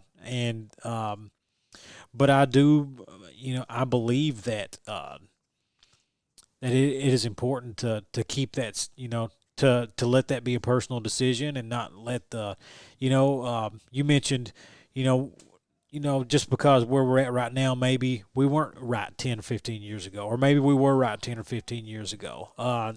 Because we're dealing with imperfect people and human nature, there's an ebb and flow to this stuff, and I know it's our school. They open up with prayer every day, and for me that's not a big deal. But I know a time's coming that when somebody just says something about it, they're going to have to shut it down. I understand that, because that's part of the free. I went there after the election the other day. I went and posted basically every single political thing that is important to me, and I think that when it comes to freedom of religion and separation of church and state, everybody should be able to worship how they want. Everybody should. Nobody should be forced. It shouldn't be government. It shouldn't be government sanctioned like in a school or something. But at the same time, if and my kid's in here rocking some guitar, I'm sure he's going to break it. But if you can't force a priest or a church to host a wedding that they don't want to host or something. I think you should just keep that separate. And there's tons of arguments, but freedom, religion, speech, and working in the news industry for as long as I did, I think freedom of press is big, and it's something that in other countries that have like North Korea, where they have state sanctioned governments that let you know what you're supposed to know, and that's it. Or countries that in the Middle East that will kill journalists. I think that's something that we really need to protect moving forward. And as much as my homies in the EKY chat, or I think the current president has done a lot to muddy the waters when it comes to freedom of press. Yeah, it's been a real shame. I agree with you 100% on that. I think that I honestly think, and this is big media, not local media. I think local media is a lot more. Local media is where it's at. It's where you need to get your information from. Yeah. Local media is a lot better than big media is, in generally speaking. I think big media has done their own disservice in a lot of ways. I was a Ron Paul supporter back in 2008, 2012, and they treated him horribly. they would put him in polls and then not show his actual poll results, or if he was leading, put him where it looks like he was second or third type of deal. And they did the same thing to Bernie Sanders too. There's definitely people there who have their bias, and of course, then you have Trump who's just saying whatever he wants to as well, and just making it worse uh, for it all either. So I do hope at some point we have a culture that tends to embrace a more. It's only going to go so far. Uh, that will, embrace more of our founding ideas. And as imperfect as our founding fathers were, I do think they had really good ideas for it. My computer's about to die, by the way, too. So I I'm got you, probably gonna have to jump dude. We've off been here. going at it for more than 3 hours here, Jeremy. We've Yeah, this has been, and we have got completely off the tracks here. But I mean, I think this is and my kid, no, my, Joe Rogan, so I knew what I was getting into. that's what I'm talking about. And my kid is maybe just grab the switch. I'm in trouble. I'm in trouble. But we'll go ahead and shut it down. But hey, man, it's been great talking. Um, you and I don't know if you and I have ever really got the chance to sit down and talk for this long at all. So No, I appreciate it. No, it's been a lot of fun. If you ever want to have me back on, I'd be glad to. you only get one time, Jeremy. You only get one time. No, All right. no, I've enjoyed it, and I've gotten a lot of comments as we're going on, messages about how this is how well this is going. I didn't expect us to end up where we ended up, but I mean these are conversations that are important to people. If we're thinking about it, somebody else is thinking about it. But again, Jeremy's with Bourbon State Gaming. He's you know trying his best to figure out when he can come back with some type of product for the states and for the state of Kentucky. Until then, you guys can come down on Thursday nights in EKY and run in here in Queen City Studios. A 10-person cap. 10-person cap. Let me know if you're coming. Mr. Eric, very much enjoyed this. Thanks for getting together. Thank you both for your contributions to the scene. Hey, I'm just happy to be a part of it. Like I said, except for a few scuffles in the Lexington chat, except for cussing out Devin when he commentated about me and the Shrek PR. I've had nothing but nothing but positive to say about being in the Smash community. You got All right. anything else you want to say Thanks, as we guys. head off? No, I appreciate it. Thanks for having me on. It was a lot of fun. Thanks for all the comments and everything else. It's been good. Been good to talk about Smash. Haven't been able to do it in a long time, really.